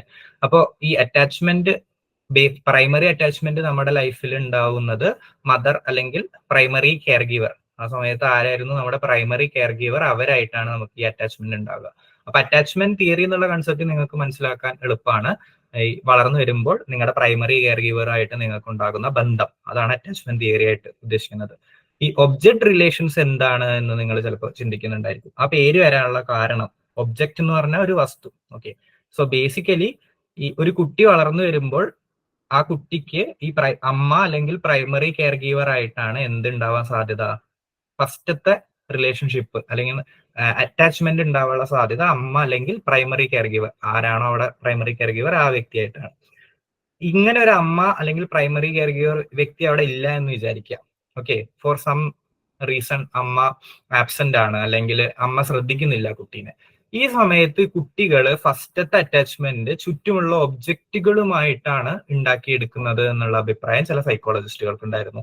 കുട്ടിയുടെ ഏതെങ്കിലും കളിപ്പാട്ടോ ഒരു തലേണയോ അതൊക്കെ ആയിരിക്കും കുട്ടി ഭയങ്കര ക്ലോസ് ആയിട്ട് കൺസിഡർ ചെയ്യുന്നതും അതുമായിട്ടായിരിക്കും കുട്ടി ഈ അറ്റാച്ച്മെന്റ് ഫിഗർ ഇല്ലെങ്കിൽ റിലേഷൻഷിപ്പ് ഉണ്ടാക്കിയെടുക്കാൻ ശ്രമിക്കുന്നതും. ആ ഒരു ആസ്പെക്റ്റിലാണ് ഇതിനെ ഒബ്ജക്ട് റിലേഷൻ എന്നുള്ള പേരും കൂടി ചേർത്ത് വിളിക്കുന്നത്. സോ ബേസിക്കലി ഒബ്ജക്റ്റ് എന്ന് കൊണ്ട് ഉദ്ദേശിക്കുന്നത് മനുഷ്യരെ തന്നെയാണ്. മനുഷ്യരുടെ ആബ്സെൻസിൽ ടോയ്സ്, പില്ലോ അല്ലെങ്കിൽ കുട്ടിയുടെ അടുത്തുള്ള ഒബ്ജക്ട്സ്, പെറ്റുകള്, ഇതിനോടൊക്കെ ഫസ്റ്റ് കുട്ടിക്ക് അറ്റാച്ച്മെന്റ് ഉണ്ടാവാനുള്ള സാധ്യത ഉണ്ട് എന്ന് കാണിക്കാനാണ് ഒബ്ജക്ട് റിലേഷൻസ് എന്നുള്ള പേരും കൂടി അവിടെ ചേർക്കുന്നത്. അപ്പോൾ ഇവരും നിയോ ഫ്രോയിഡിയൻസിൽ വേണമെങ്കിൽ ഉൾപ്പെടുത്താവുന്നത് തന്നെയാണ്. കാരണം ഫ്രോയിഡിന്റെ അൺകോൺഷ്യസിനെയൊക്കെ റിജക്ട് ചെയ്തിട്ട് റിലേഷൻഷിപ്പ്, ചൈൽഡ് വളരുമ്പോഴുള്ള അമ്മയായിട്ടുള്ള ബന്ധത്തിലൊക്കെ ഫോക്കസ് ചെയ്തിട്ട് തിയറീസ് ഉണ്ടാക്കിയവർ തന്നെയാണ്. ഇവര് മെയിൻ ആയിട്ട് ഫോക്കസ് ചെയ്യുന്നത് ചൈൽഡ് ഡെവലപ്മെന്റിലായതുകൊണ്ട് ഈ ചൈൽഡ് ഡെവലപ്മെന്റിനെ കുറിച്ചൊക്കെ പഠിക്കുന്ന സൈക്കോളജിസ്റ്റുകളൊക്കെയാണ് ഈ object relations and attachment theory അധികവും പഠിക്കാറുള്ളത്. അപ്പോൾ ഈ തിയറിയിൽ നിങ്ങൾക്ക് രണ്ടാൾക്കാർ വരുന്നുണ്ട്. മാർഗരറ്റ് മാലർ ആൻഡ് ജോൺ ബോൾബി എന്ന് പറയുന്ന രണ്ടുപേരുടെ തിയറിയാണ് നിങ്ങൾക്ക് ഡീറ്റെയിൽ ആയിട്ട് എന്ന് പറഞ്ഞാൽ വലിയ തിയറി ഒന്നല്ല, സിമ്പിൾ ആയിട്ട് തന്നെ മനസ്സിലാക്കി എടുക്കാവുന്ന തിയറീസ് ആണ്. കാരണം ഓൾമോസ്റ്റ് റിപ്പീറ്റേറ്റീവ് കോൺസെപ്റ്റ്സ് തന്നെയാണ് ഇതിലും വരുന്നത്. സോ ഫസ്റ്റ് നമ്മൾ നോക്കാൻ പോകുന്നത് മാർഗരറ്റ് മാലർ എന്ന് പറഞ്ഞ ഒരു ഡോക്ടർ ആയിരുന്നു. I think paediatrician and psychiatrist ആയിരുന്നു എന്നാണ് എൻ്റെ ഓർമ്മ. സോ മാർഗരറ്റ് മാലറിന്റെ തിയറിനെ കുറിച്ച് നമുക്ക് നോക്കാം. അപ്പോൾ Austrian American psychiatrist and psycho analyst ആയിരുന്നു മാർഗരറ്റ്. ഈ മാർഗരറ്റിന്റെ തിയറിനെ നമ്മൾ വിളിക്കുന്ന പേരാണ് സെപ്പറേഷൻ ഇൻഡിവിജ്വേഷൻ തിയറി. അറ്റാച്ച്മെന്റ് എന്ന് പറയുന്ന കൺസെപ്റ്റ് തന്നെയാണ് ഇവിടെയും വരുന്നത് കേട്ടോ. പക്ഷെ അതിന് പുള്ളിക്കാരത്തി എഴുതിയിരുന്നപ്പോൾ, അതിനെക്കുറിച്ച് സംസാരിച്ചിരുന്നപ്പോൾ ഒക്കെ വിളിച്ച പേര് സെപ്പറേഷൻ ഇൻഡിവിജ്വേഷൻ തിയറി എന്നുള്ളൊരു പേരായിരുന്നു. ബേസിക്കലി ഇതൊരു ചൈൽഡ് ഡെവലപ്മെന്റ് തിയറിയാണ്. ഒരു കുട്ടി എങ്ങനെയാണ് വളർന്നു വരുന്നത് എന്ന് പറയുന്ന ഒരു തിയറിയാണ്. ഈ കുട്ടി ഇങ്ങനെ വളർന്നു വരുമ്പോൾ ഇന്ന കാര്യങ്ങളൊക്കെ സെറ്റ് ആയാൽ ഇന്ന നല്ല പേഴ്സണാലിറ്റിയിലേക്ക് വരും, ഇല്ലെങ്കിൽ കുറച്ച് പ്രശ്നങ്ങൾ ഉണ്ടാകും എന്നുള്ളൊരു കൺസെപ്റ്റ് തന്നെയാണ് ഇവിടെയും വരുന്നത്. ഓക്കെ, ഇനി ഇതിൽ നിങ്ങൾക്ക് രണ്ട് വാക്കുകൾ കാണാൻ സാധിക്കും, സെപ്പറേഷൻ ആൻഡ് ഇൻഡിവിജ്വേഷൻ. ഇൻഡിവിജ്വേഷൻ എന്ന് പറയുന്നത് കൊണ്ട് എന്താ ഉദ്ദേശിക്കുന്നത്? ജസ്റ്റ് ഒരു പേഴ്സണാലിറ്റി എന്നുള്ളൊരു കൺസെപ്റ്റ് മാത്രമാണ് അവിടെ ഉദ്ദേശിക്കുന്നത്. അല്ലെങ്കിൽ ഒരു സെൽഫ്, ഒരു വ്യക്തിത്വം എന്ന് കുട്ടിക്ക് തന്നെ ഫീൽ ചെയ്യുന്ന ഒരു സംഭവം ഇല്ലേ? നിങ്ങൾ വളർന്നു വരുമ്പോൾ നിങ്ങൾക്ക് സെൽഫ് ഞാൻ എന്നുള്ളൊരു കൺസെപ്റ്റ് ഉണ്ടാവുന്ന ആ ഒരു പോയിന്റിനെയാണ് ഇൻഡിവിജ്വേഷൻ എന്നുള്ളത് കൊണ്ട് ഉദ്ദേശിച്ചത്. അപ്പൊ ബേസിക്കലി പേഴ്സണാലിറ്റി തന്നെയാണ് ആ ഇൻഡിവിജ്വേഷൻ എന്നുള്ള വാക്കുകൊണ്ട് ഉദ്ദേശിക്കുന്നത്, ഒരു വ്യക്തി രൂപീകരണം എന്നുള്ളൊരർത്ഥം. സെപ്പറേഷൻ എന്നുള്ള വാക്കുകൊണ്ട് എന്താ ഉദ്ദേശിക്കുന്നത്? അമ്മയിൽ നിന്ന് സെപ്പറേറ്റ് ആയി പോകുന്നത്, ആ ഒരർത്ഥം, വിട്ടുപോകുന്നത്. അപ്പോ ഈ മാർഗരറ്റിന്റെ അഭിപ്രായം പ്രകാരം ജനിക്കുന്ന എല്ലാ കുട്ടിയും ഭയങ്കര അറ്റാച്ച്ഡ് ആയിരിക്കും ആരായിട്ട്? അമ്മയായിട്ട്. അങ്ങനെയാണ്. Initially heavily dependent on mother ആണ്, ഫുഡിനും ഭക്ഷണത്തിനും സെക്യൂരിറ്റിക്കും ലവിനൊക്കെ. പിന്നീട് അവര് മെല്ലെ മെല്ലെ അമ്മയിൽ നിന്ന് സെപ്പറേറ്റ് ആയി പോകുന്നു. അതാണ് ആ സെപ്പറേഷൻ എന്നുള്ള വാക്കുകൊണ്ട് ഉദ്ദേശിക്കുന്നത്. അറ്റാച്ച്മെന്റിനെ ഉപേക്ഷിക്കുക. മെല്ലെ മെല്ലെ അവർ അമ്മയിൽ നിന്ന് സെപ്പറേറ്റ് ആയി നടക്കാൻ തുടങ്ങുന്നു, പിന്നെ സ്കൂളിൽ പോകാൻ തുടങ്ങുന്നു. ആ സമയത്ത് അവർക്ക് എന്തുവരും? ഇൻഡിവിജ്വേഷൻ അല്ലെങ്കിൽ ഒരു പേഴ്സണാലിറ്റി പൂർണ്ണമായിട്ട് ഡെവലപ്പ് ആകും. സോ മാർഗരറ്റ് മാലറിന്റെ കൺസെപ്റ്റ് പ്രകാരം അമ്മയിൽ ഹെവിലി അറ്റാച്ച്ഡ് ആയിട്ടുള്ള ഒരു കുട്ടി മെല്ലെ മെല്ലെ അമ്മയിൽ നിന്ന് സെപ്പറേറ്റ് ആയിട്ട് ഒരു പ്രോപ്പർ ഇൻഡിവിജ്വൽ ആയിട്ട് മാറുന്നു എന്നുള്ള ഒരു രീതിയിലുള്ള ചൈൽഡ് ഡെവലപ്മെന്റ് തിയറിയാണ് പുള്ളിക്കാരത്തി മുന്നിലേക്ക് വെച്ചത്. അതിൽ മെയിൻ ആയിട്ട് വരുന്ന പോയിന്റ്സ് എന്തൊക്കെയാണെന്ന് നമുക്ക് ആദ്യം നോക്കാം. സോ ഈ തിയറിയിൽ കുറച്ച് സ്റ്റേജസ് ഓഫ് ഡെവലപ്മെന്റ് വരുന്നുണ്ട്. ഇപ്പൊ നമ്മൾ എല്ലാ ഡിസ്കസ് ചെയ്ത കുറെ തിയറീസിലും വരുന്നത് പോലെ തന്നെ ഇന്ന സ്റ്റേജിലൂടെ കുട്ടികൾ കടന്നു പോകുന്നുണ്ട് എന്നാണ് പറയുന്നത്. സോ നമ്മളിപ്പോ എറിക്സന്റെ സ്റ്റേജസിലെ ജനിക്കുന്നത് മുതൽ മരിക്കുന്നത് വരെ കണ്ടു അല്ലെ, അല്ലെങ്കിൽ സളിവന്റെ സ്റ്റേജസിൽ 23 വയസ്സ് വരെ കണ്ടു. ഇതില് വരുന്നത് ജനിക്കുന്ന ബർത്ത് തൊട്ടിട്ട് 3 years വരെയാണ്. അപ്പൊ ഒരു 3 വയസ്സാകുമ്പോഴേക്കും കുട്ടിയുടെ വ്യക്തിത്വം അല്ലെങ്കിൽ ഓട്ടോണമസ് സെൽഫ് എന്നുള്ളൊരു വാക്ക് ഇവിടെ ഉദ്ദേശിച്ചിട്ടുണ്ട്. പേഴ്സണാലിറ്റി കൺസെപ്റ്റ് കുട്ടിയുടെ ഡെവലപ്പ് ആകും എന്നുള്ള ഒരു രീതിയാണ് മാർഗരറ്റ് മാലർ പറഞ്ഞത്. ഒരു 3 വയസ്സാകുമ്പോഴേക്കും പേഴ്സണാലിറ്റി പൂർണ്ണമായിട്ട് ഡെവലപ്പ് ആവും. ഈ 3 വയസ്സിൽ അമ്മയായിട്ടുള്ള കുട്ടിയുടെ റിലേഷൻഷിപ്പ് ആണ് ഏറ്റവും ഇമ്പോർട്ടന്റ് എന്നുള്ള ഒരു ആശയം. ഓക്കെ, അപ്പൊ ഫസ്റ്റത്തെ സ്റ്റേജ് എന്താ ഇതിൽ വരുന്നത്? നോർമൽ ഓട്ടിസ്റ്റിക് ഫേസ് എന്നാണ് അതിനെ വിളിച്ചത്. ഈ ഓട്ടിസ്റ്റിക് ഫേസ് എന്ന് പറയുന്നത് നമ്മൾ സാധാരണയായിട്ട് ഓട്ടിസം സ്പെക്ട്രം ഡിസോർഡർ എന്ന് പറയുന്ന രോഗാവസ്ഥയല്ല ഉദ്ദേശിക്കുന്നത് എന്ന് ഇവിടെ ഓർത്തു വെക്കണം. ഓക്കെ, ഓട്ടിസം എന്ന രോഗാവസ്ഥയല്ല ഇവിടെ ഉദ്ദേശിക്കുന്നത്. ഓട്ടിസം എന്ന അല്ലെങ്കിൽ ആ ഓട്ടിസ്റ്റിക് എന്ന വാക്കിന്റെ അർത്ഥം നിങ്ങൾ തേടി പോവുകയാണെങ്കിൽ സെൽഫ് എന്നുള്ള ഒരു മീനിങ് ഉണ്ട്. ഗ്രീക്ക് വേർഡ് ആണെന്ന് എന്റെ ഓർമ്മ. സോ സെൽഫ് എന്ന് പറയുന്ന ഒരു മീനിങ് കൂടി അതിലുണ്ട്. ഓക്കെ, സെൽഫ് എന്ന് പറയുന്ന ഒരു കൺസെപ്റ്റും കൂടി അതിലുണ്ട്. ആ ഒരു അർത്ഥത്തിലാണ് നോർമൽ ഓട്ടിസ്റ്റിക് ഫേസ് എന്ന് അതിനിട്ടിരിക്കുന്നത്. ഓക്കെ, അല്ലാതെ ഓട്ടിസം ഉള്ള കുട്ടി എന്നുള്ള ഒരു അർത്ഥത്തിലല്ല കേട്ടോ. സോ നോർമൽ ഓട്ടിസ്റ്റിക് ഫേസ് എന്ന് പറയുന്നത് എപ്പോഴാണ്? ജനിച്ചിട്ട് ഒരു 2 months പീരീഡ്, ആദ്യത്തെ 2 മാസം ഉണ്ടാകുന്ന ഫേസിനെയാണ് മാർഗരറ്റ് നോർമൽ ഓട്ടിസ്റ്റിക് ഫേസ് എന്നുള്ള ടേം കൊണ്ട് ഉദ്ദേശിച്ചത്. ഈ സമയത്ത് കുട്ടിയുടെ പ്രത്യേകത എന്തായിരിക്കും? ഈ സമയത്ത് മാർഗരറ്റ് മാലറിന്റെ അഭിപ്രായത്തില് infant is detached and self absorbed. കുട്ടിക്ക് സെൽഫ് എന്ന് പറയുന്ന ഒരു കൺസെപ്റ്റേ ഇല്ല. ഓക്കെ, അവിടെ പേഴ്സണാലിറ്റി എന്നോ സെൽഫ് എന്നോ അങ്ങനത്തെ യാതൊരു വിധത്തിലുള്ള കൺസെപ്റ്റും ഇല്ല. ഓക്കെ, ഈ സമയത്ത് കുട്ടി spends most of his or her time sleeping. അധിക സമയം കുട്ടി ചെലവഴിക്കുന്നത് ഉറങ്ങിയിട്ടാണ്. ഈ ഒരു ഇൻസ്റ്റിങ്ക്റ്റ് എന്ന് നമ്മൾ പറയില്ലേ, ബയോളജിക്കൽ ഇൻസ്റ്റിങ്സ്, ഈ കുട്ടിയുടെ സെൽഫ് അല്ല കുട്ടിയെ നിയന്ത്രിക്കുന്നത്. ജനിക്കുമ്പോൾ കിട്ടുന്ന കുറച്ച് ബയോളജിക്കൽ ഇൻസ്റ്റിങ്ക്റ്റ് പ്രകാരം കുട്ടിക്ക് വിശപ്പ് വരുമ്പോൾ പ്രോഗ്രാം ചെയ്ത് വെച്ചതുപോലെ കുട്ടി കരയും, ഉറക്കം വരുമ്പോൾ കുട്ടി ഉറങ്ങും. കറക്റ്റ് ഒരു പ്രോഗ്രാം ചെയ്ത് വെച്ച മെഷീൻ എങ്ങനെ പ്രവർത്തിക്കുന്നു അതേ രീതിയിൽ പ്രവർത്തിക്കുന്ന ഒരു സ്റ്റേജിനെയാണ് ഓട്ടിസ്റ്റിക് ഫേസ് എന്ന് വിളിച്ചത്. ജനനം തൊട്ട് 2 month വരെ. ആ സമയത്ത് കുട്ടിക്ക് സെൽഫ് എന്ന് പറയുന്ന കൺസെപ്റ്റേ ഉണ്ടാവില്ല. ഓക്കെ, അതാണ് അവിടുത്തെ ഹൈലൈറ്റ്. അധിക സമയം കുട്ടി ഉറങ്ങുമായിരിക്കും, ഉണർന്നിട്ട് വിശന്ന കരയും, പാല് കിട്ടും കുടിച്ചിട്ട് വീണ്ടും ഉറങ്ങും. ആ ഒരു രീതിയിലുള്ള ഒരു സ്റ്റേജാണ് ബർത്ത് 2 months. അപ്പൊ സെൽഫ് ഇല്ലാത്തത് കൊണ്ട് ഈ ഉറങ്ങുന്നത്, സ്ലീപ്പിംഗ് എന്ന് പറയുന്നത് എന്തിനു വേണ്ടിയിട്ടാണ്? ന്യൂറോളജിക്കൽ ഡെവലപ്മെന്റിന് വേണ്ടിയിട്ടാണ് എന്നുള്ള ഒരു അഭിപ്രായം കൂടി മാർഗരറ്റ് പറഞ്ഞിരുന്നു. അത് ഇപ്പൊ ഓൾമോസ്റ്റ് തിയറീസ് ഒക്കെ വെച്ചിട്ട് കൺഫേംഡ് ആണ്. ഈ കുട്ടികൾ ഉറങ്ങുന്ന സമയത്താണ്, നിങ്ങൾക്ക് അറിയുമെന്ന് അറിയില്ല, ബ്രെയിൻ എന്ന് പറയുന്നത് കംപ്ലീറ്റ്ലി ഡെവലപ്ഡ് ആയിട്ടല്ല ജനിക്കുന്നത്. 23-24 വയസ്സ് വരെയൊക്കെ എല്ലാവരുടെയും തലച്ചോറിൽ ചെറിയ ചെറിയ രീതിയിലുള്ള മാറ്റങ്ങളൊക്കെ വരും. അതിനുശേഷവും മാറ്റങ്ങൾ വരും, പക്ഷെ വളരെ ലിമിറ്റഡ് ആയിട്ട്. അപ്പൊ 23 വയസ്സ് വരെ കണ്ടിന്യൂസ്ലി ഇവോൾവ് ആകുന്ന ഒരു സംഭവമാണ് തലച്ചോറ്. അപ്പൊ ഈ ഫുള്ളി ഡെവലപ്ഡ് അല്ലാത്തൊരു തലച്ചോറുമായിട്ട് ജനിക്കുന്ന കുട്ടി, ആ തലച്ചോറിന്റെ ഫുൾ ഡെവലപ്മെന്റ് നടക്കുന്നത് ഈ സ്ലീപ്പ് ചെയ്യുന്ന ഓട്ടിസ്റ്റിക് ഫേസിലാണ് എന്നുള്ള ഒരു അഭിപ്രായം കൂടി മാർഗരറ്റ് പറഞ്ഞിരുന്നു. അപ്പൊ അതുകൊണ്ടാണ് കുട്ടി ഉറങ്ങുന്നത്. കുട്ടിയുടെ ന്യൂറൽ ഡെവലപ്മെന്റ് നടന്നുകൊണ്ടിരിക്കുകയാണ്. ഈ ന്യൂറൽ ഡെവലപ്മെന്റ് നടന്നാലേ എന്ത് വരുള്ളൂ? സെൽഫ് കൺസെപ്റ്റ് വരുള്ളൂ. അതുകൊണ്ടാണ് അവിടെ സെൽഫ് എന്നുള്ള പറയുന്ന ഒരു കൺസെപ്റ്റ് ഓട്ടിസ്റ്റിക് ഫേസിൽ ഇല്ലാത്തത് കുട്ടിക്ക്. ഓക്കെ, അപ്പൊ ഈ 2 മാസത്തെ ഓട്ടിസ്റ്റിക് ഫേസിന് ശേഷം കുട്ടി അടുത്ത ഫേസിലേക്ക് കടക്കുകയാണ്. അതിനെ വിളിച്ച പേരാണ് നോർമൽ സിംബയോട്ടിക് ഫേസ്. വീണ്ടും ആ വാക്ക് നമ്മുടെ തിയറിയിലേക്ക് കടന്നു വന്നിരിക്കുന്നു. ഇതിനു മുന്നേ സിംബയോട്ടിക് റിലേറ്റഡ്നെസ് എന്ന് പറഞ്ഞിട്ട് ആരുടെ തിയറിയിലായിരുന്നു? എനിക്ക് ഓർമ്മയില്ല, നമ്മൾ ഡിസ്കസ് ചെയ്തിരുന്നു. സോ സിംബയോസിസ് എന്ന് പറഞ്ഞാൽ എന്താണ്? സിംബയോസിസ് എന്ന് പറയുന്ന വാക്കുകൊണ്ട് ഉദ്ദേശിക്കുന്നത് ഇപ്പോ ഈ മാവും ഇത്തിൽ കണ്ണി എന്ന് പറഞ്ഞ ഒരു മാവിൽ വളരുന്ന ഒരു വള്ളിച്ചെടിയുണ്ട്. ഈ മാവ് വലിച്ചെടുക്കുന്ന ന്യൂട്രീഷൻ എല്ലാം ഇത്തിൽ കണ്ണി മാവിന്റെ മേൽ ഇങ്ങനെ ചുറ്റി ചുറ്റി ചുറ്റി മാവിൽ നിന്ന് അബ്സർവ് ചെയ്തിട്ട് മാവും വളരും, ഇത്തിൽ കണ്ണിയും വളരും. കുറെ കഴിഞ്ഞാൽ ഈ മാവ് നശിച്ചു പോകും. ഓക്കെ, ആ രീതിയിലാണ്. അല്ലെങ്കിൽ ഈ ആൽഗയും ഫംഗസും ചെറുപ്പത്തിൽ പഠിച്ചിട്ടുണ്ടാകും. അപ്പൊ ഇങ്ങനെ 2 ഓർഗാനിസംസ് അല്ലെങ്കിൽ 2 ജീവികൾ തമ്മിൽ പരസ്പരം സഹകരിച്ച് ജീവിക്കുന്നതിനെയാണ്, അല്ലെങ്കിൽ ഹെൽപ്പ് ചെയ്ത് ജീവിക്കുന്നതിനെയാണ് സിംബയോസിസ് എന്ന് പറയുന്ന വാക്കുകൊണ്ട് ഉദ്ദേശിക്കുന്നത്. അപ്പൊ ഇവിടെ ഈ നോർമൽ സിംബയോട്ടിക് ഫേസിന്റെ പ്രത്യേകത അത് തന്നെയാണ്. ഈ സെൽഫ് എന്ന് പറയുന്ന കൺസെപ്റ്റേ ഇല്ല എന്നുള്ള ഒരു അവസ്ഥയിൽ ഉണ്ടായിരുന്ന കുട്ടി ഈ 2 മാസം തൊട്ടിട്ട് 5 മാസം വരെ എന്താകും? Child is now aware of his or her mother. Okay, അമ്മയെ നല്ല രീതിയിൽ അവെയർ ആവാൻ തുടങ്ങും. അമ്മ ആരാണെന്ന് നല്ല രീതിയിൽ തിരിച്ചറിയാൻ വേണ്ടിയിട്ട് തുടങ്ങും. അതായത് പൂർണ്ണ രീതിയിൽ വ്യക്തിത്വം അവിടെ ഉണ്ടായിട്ടുണ്ടോ, അല്ലെങ്കിൽ ഇൻഡിവിജ്വാലിറ്റി, പേഴ്സണാലിറ്റി പൂർണ്ണ രീതിയിൽ ഫോം ആയിട്ടുണ്ടോ? ഇല്ല. പക്ഷെ കുട്ടിക്ക് കംപ്ലീറ്റ്ലി ഡിറ്റാച്ച്ഡ് ആയിട്ടുള്ള, സെൽഫേ ഇല്ലാത്തൊരു കൺസെപ്റ്റ്, അല്ലെങ്കിൽ സെൽഫ് ഒന്നും ഇല്ലാതെ ഉറങ്ങിയിരുന്ന ഒരു കൺസെപ്റ്റിൽ നിന്ന് കുട്ടി മെല്ലെ മെല്ലെ ഈ ഒരു സ്ത്രീ എന്റെ അമ്മയാണ് എന്നുള്ള ഒരു കൺസെപ്റ്റ് ഡെവലപ്പ് ചെയ്യാൻ തുടങ്ങുന്ന ഫേസിനെയാണ് സിംബയോട്ടിക് ഫേസ് എന്ന് മാർഗരറ്റ് വിളിച്ചത്. സോ ഇവിടുത്തെ പ്രത്യേകത എന്താന്ന് വെച്ചാൽ infant and mother are one. കുട്ടിയുടെ അഭിപ്രായത്തില് ഞാനും അമ്മയും എന്നുള്ളൊരു ചിന്ത ഇല്ല. ഞാൻ, അമ്മ, ഇത് രണ്ടും ഒന്നാണ്. ഓക്കെ, ഒരു ഉദാഹരണം പറയുകയാണെങ്കിൽ നിങ്ങളുടെ ശരീരത്തിലെ നിങ്ങളുടെ കൈയും കാലും നോക്കിയിട്ട് എന്റെ കൈ, എന്റെ കാല് എന്ന് നിങ്ങൾക്ക് പറയാൻ പറ്റുന്നുണ്ട്. ഓക്കെ, അല്ലാതെ ഞാനും പിന്നെ ഈ കൈ സെപ്പറേറ്റ് ആയിട്ടല്ലല്ലോ നിങ്ങൾ കാണുന്നത്. കൈയും കാലൊക്കെ നിങ്ങളുടെ ശരീരത്തിന്റെ ഭാഗമായിട്ട് തന്നെയാണ് കാണുന്നത്. അപ്പൊ നിങ്ങളുടെ കൈയും കാലൊക്കെ ശരീരത്തിന്റെ ഭാഗമായിട്ട് നിങ്ങൾ എങ്ങനെയാണോ കാണുന്നത്, അതേപോലെ കുട്ടിയും അമ്മയും തമ്മിൽ കമ്പൈൻ ചെയ്തിട്ടാണ് കുട്ടി പെർസീവ് ചെയ്യുന്നത്. കുട്ടി ഇല്ലാതെ, കുട്ടി സെപ്പറേറ്റ് ഒരു ഇൻഡിവിജ്വൽ ആണ്, ഒരു വ്യക്തിയാണ്.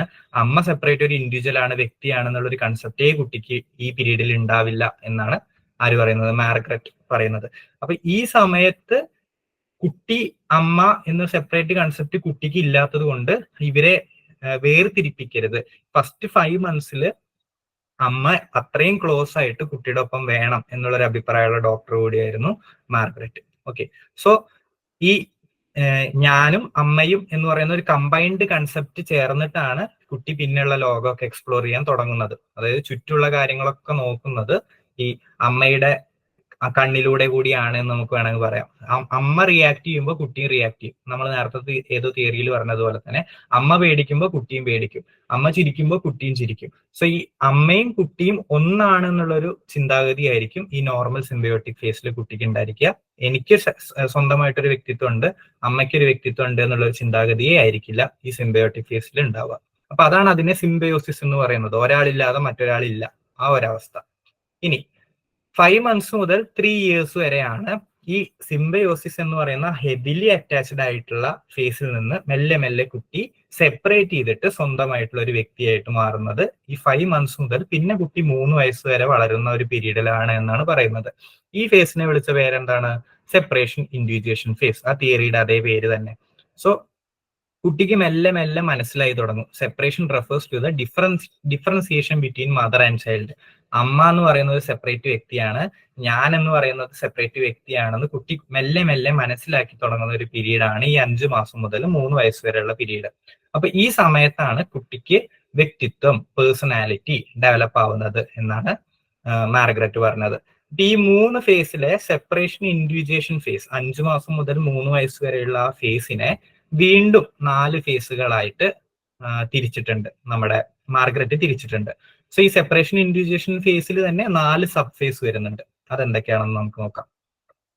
ഓക്കെ, ഫസ്റ്റ് 5 to 10 months, 5 മാസത്തില് സിംബയോട്ടിക് റിലേഷൻഷിപ്പ് ഉണ്ടായെന്ന് നമ്മൾ പറഞ്ഞല്ലോ.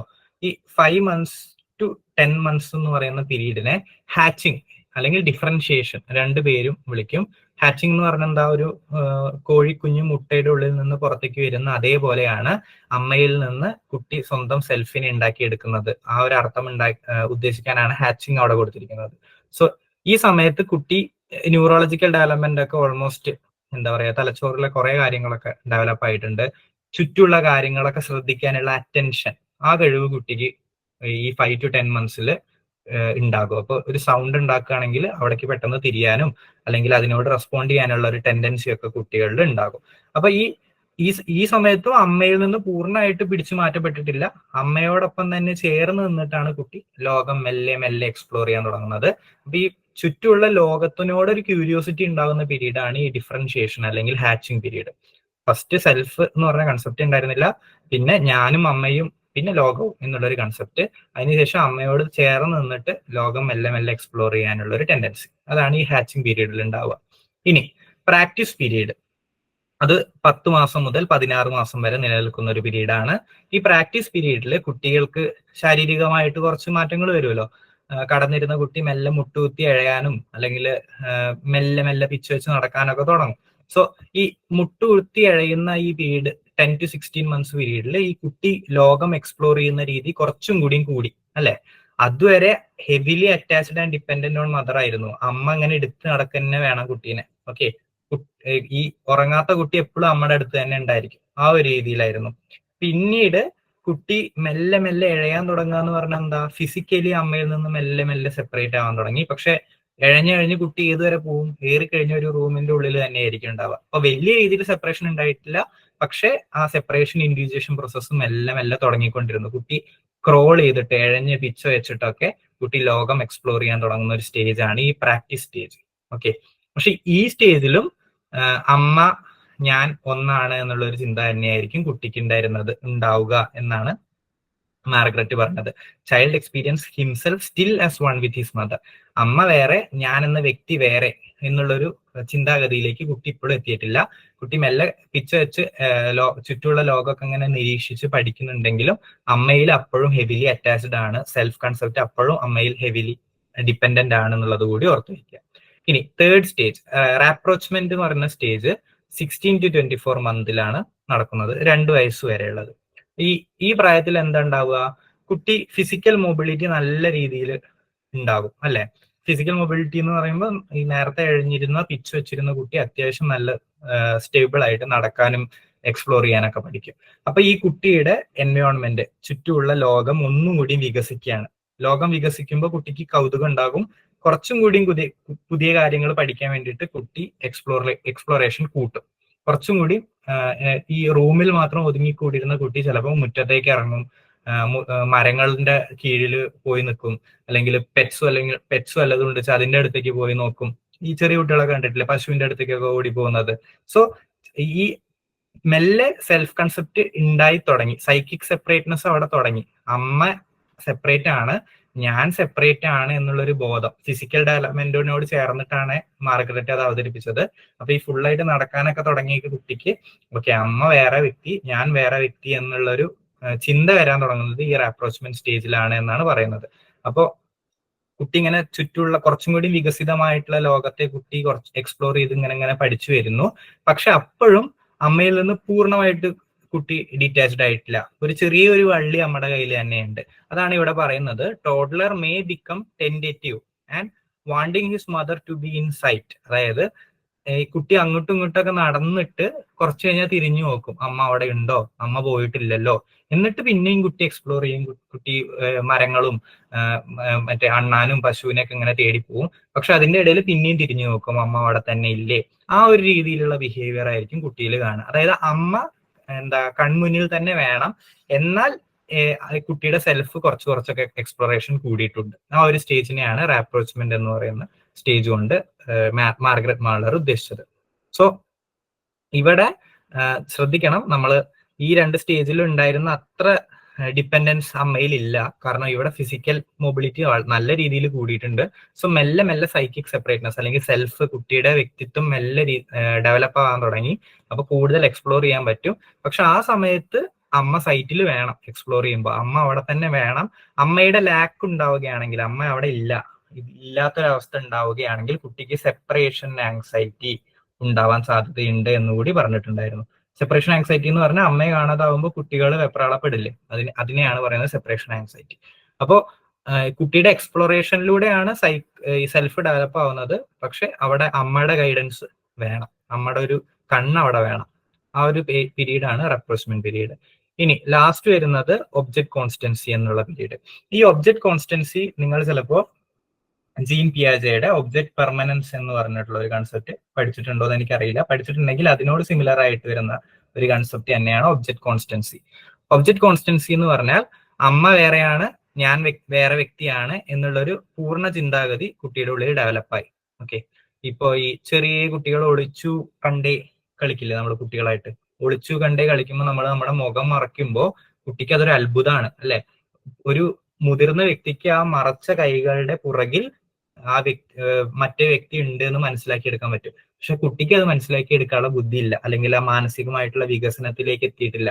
ആ കുട്ടിക്ക് ആ അമ്മ പെട്ടെന്ന് അപ്രത്യക്ഷമാവുന്നു, കണ്ടേ എന്ന് പറയുമ്പോൾ അമ്മ പെട്ടെന്ന് പ്രത്യക്ഷമാവുന്നു. അതിന്റെ കൗതുകത്തിലാണ് ആ കുട്ടി ഇങ്ങനെ പൊട്ടിച്ചിരിക്കുന്നത്. ഓക്കെ, അപ്പൊ ഈ ഒബ്ജക്ട് കോൺസ്റ്റൻസി വന്നതിന് ശേഷം അമ്മ വേറെയാണ്, ഞാൻ വേറെയാണ് എന്നുള്ളൊരു കൺസെപ്റ്റ് കുട്ടിയിൽ പൂർണ്ണമായിട്ട് ഉണ്ടാവുന്നുണ്ട്. അതിന്റെ കാരണം എന്താ? ഇന്റേണലൈസേഷൻ, മെന്റൽ റെപ്രസെന്റേഷൻ, ചിത്രങ്ങൾ അല്ലെങ്കിൽ നമ്മുടെ മെന്റൽ ഇമേജസ് ഒക്കെ ഇല്ലേ. അപ്പൊ അമ്മയുടെ മെന്റൽ ഇമേജ് കുട്ടിക്ക് പൂർണ്ണമായിട്ട് മനസ്സിൽ വെക്കാൻ പറ്റുന്നുണ്ട്. അപ്പൊ അമ്മ എന്റെ കൺമുന്നിൽ ഇല്ലെങ്കിലും അമ്മ അപ്പുറത്ത് അടുക്കളയിൽ എവിടെയെങ്കിലും ഉണ്ടാകുന്നോ അല്ലെങ്കിൽ റൂമിൽ എവിടെയെങ്കിലും ഉണ്ടാകും എന്നോ ചിന്തിക്കാനുള്ള ഒരു ബുദ്ധി ആ കുട്ടിക്ക് ഉണ്ടാകുന്നത് ഈ ഒബ്ജക്ട് കോൺസ്റ്റൻസി പീരീഡ് 24 to 36 മന്തിലാണ് പൂർണ്ണമായിട്ടും ഉണ്ടാവുന്നത് എന്നുള്ളൊരു കൺസെപ്റ്റ് ആണ് മാർഗ്രറ്റ് പറഞ്ഞത്. അപ്പൊ ഈ 3 വയസ്സാവുമ്പോൾ ചൈൽഡ് ഓൾമോസ്റ്റ് സെൽഫ് ഡെവലപ്പ് ആക്കും, അമ്മ സെപ്പറേറ്റ് ഒരു ഇൻഡിവിജ്വൽ ആണെന്ന് മനസ്സിലാക്കും. ആ അമ്മ എന്നുള്ള കൺസെപ്റ്റിനെ ഇന്റേണലൈസ് ചെയ്യുക, അല്ലെങ്കിൽ മെന്റൽ റെപ്രസെന്റേഷനിലൂടെ അമ്മ എന്റെ കൺമുന്നിൽ ഇല്ലെങ്കിലും വീട്ടിൽ എവിടെയെങ്കിലും ഉണ്ടാവാൻ സാധ്യതയുണ്ട് എന്ന് മനസ്സിലാക്കാനുള്ള ഒരു ബുദ്ധി കുട്ടിക്ക് ആ ഒരു തിരിച്ചറിവ് കുട്ടിക്ക് ഉണ്ടാവുന്നതോടുകൂടി ഈ സെപ്പറേഷൻ ഇൻഡിവിജ്വേഷൻ ഫേസ് കംപ്ലീറ്റ് ആയി എന്നുള്ളൊരു അഭിപ്രായമായിരുന്നു മാർഗ്രറ്റിന് ഉണ്ടായിരുന്നത്. അപ്പോൾ ഹെവിലി അറ്റാച്ച്ഡ് ആയിട്ടുള്ള ഒരു കുട്ടി ഓരോ സ്റ്റേജിലൂടെ മെല്ലെ മെല്ലെ മെല്ലെ അമ്മയിൽ നിന്ന് സെപ്പറേറ്റ് ചെയ്ത് പോയിട്ട് പൂർണ്ണമായിട്ട് മെന്റൽ ഡെവലപ്മെന്റ് വരുന്ന സമയത്ത്, മെന്റൽ റെപ്രസെന്റേഷൻ ഒക്കെ വരുന്ന സമയത്ത് ഞാൻ വേറെയാണ്, അമ്മ വേറെയാണ് എന്ന് മനസ്സിലാക്കുന്ന ഒരവസ്ഥ വരെയുള്ള ഒരു ഡെവലപ്മെന്റ് ആണ് മാർഗ്രറ്റ് മാളർ പറഞ്ഞത് തിയറിയിൽ. ഓക്കെ, സോ ബേസിക്കലി ഇത്രയേ ഉള്ളൂ മാർഗ്രറ്റ് മാളറിന്റെ തിയറി. എന്തെങ്കിലും ഡൗട്ട് ഉണ്ടോ? ചോദിച്ചോളൂ.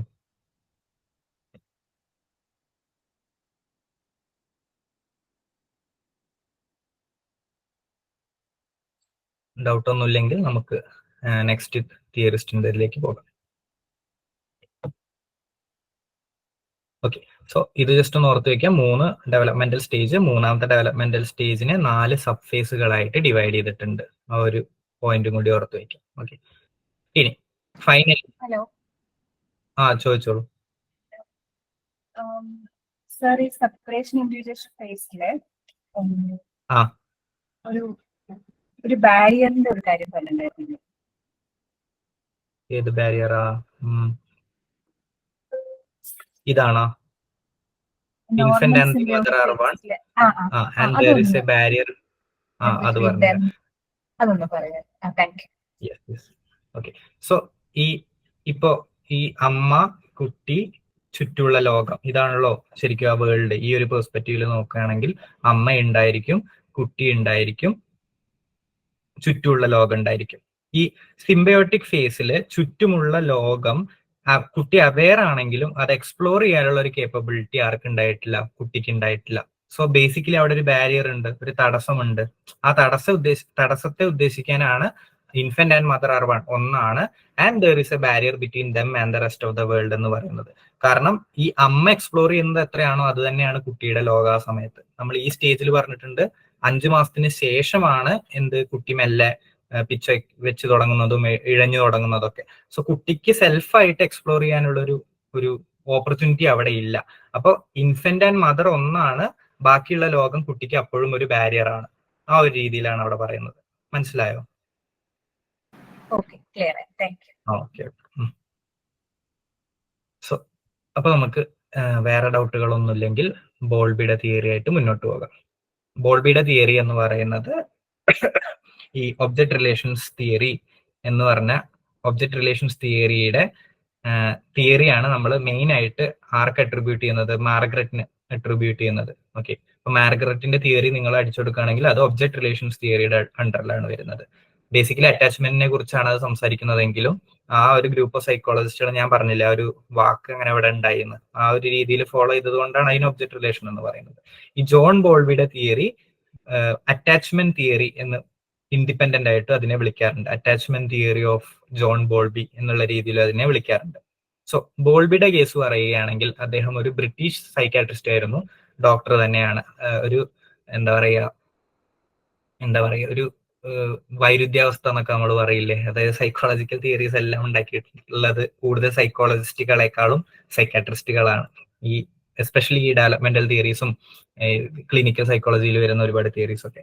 സോ ഈ ഒരു ബ്രിട്ടീഷ് സൈക്കാട്രിസ്റ്റ് ആയിരുന്നു ജോൺ ബോൾബി. അദ്ദേഹം ഈ സൈക്കോ അനാലിസിസിനെ നല്ല രീതിയിൽ ക്രിട്ടിസൈസ് ചെയ്തിട്ട് കൊണ്ടാണ് അദ്ദേഹത്തിന്റെ ഒരു പേഴ്സണാലിറ്റി തിയറി മുന്നോട്ട് വയ്ക്കുന്നത്. ബേസിക്കലി ഇത് തന്നെയാണ് പറയുന്നത്, അറ്റാച്ച്മെന്റ് എന്ന് പറയുന്ന ഒരു കൺസെപ്റ്റ് തന്നെയാണ് പറയുന്നത്. അപ്പൊ അദ്ദേഹത്തിന്റെ ക്രിറ്റിസിസം എന്തായിരുന്നു എന്ന് വെച്ചാൽ സൈക്കോ അനാലിസിസ് സയന്റിഫിക് അല്ല. ആര് പറഞ്ഞ പോലെ ഹെൻറി മുറെ പറഞ്ഞല്ലോ, ഇതുവരെ നടന്ന പേഴ്സണാലിറ്റി തിയറീസ് ഒന്നും സയന്റിഫിക് അല്ല.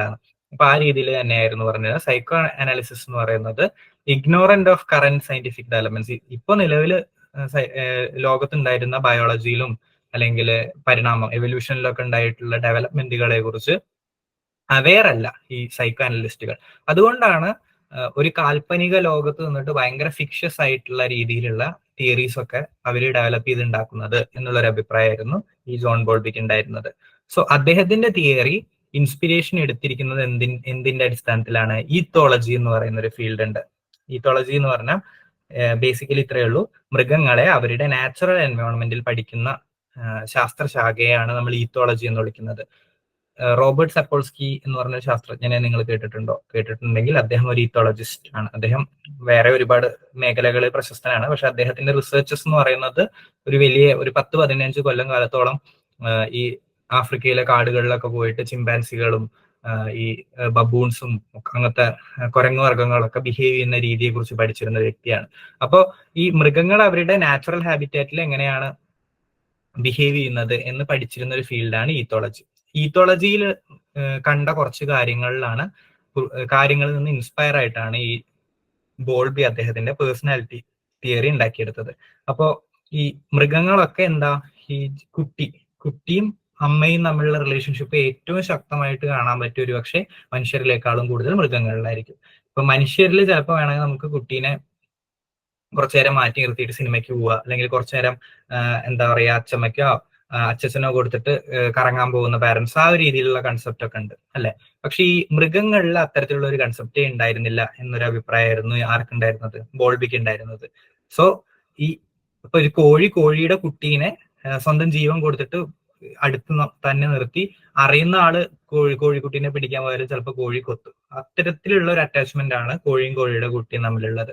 അപ്പൊ അതേപോലെ ബോൾബി പറഞ്ഞു, ഈ നാച്ചുറൽ എൻവയോൺമെന്റിലെ എല്ലാ മൃഗങ്ങൾക്കും മക്കളായിട്ട് എല്ലാ അമ്മമാർക്കും മക്കളായിട്ട് ഭയങ്കര അറ്റാച്ച്മെന്റ് ഉണ്ട്.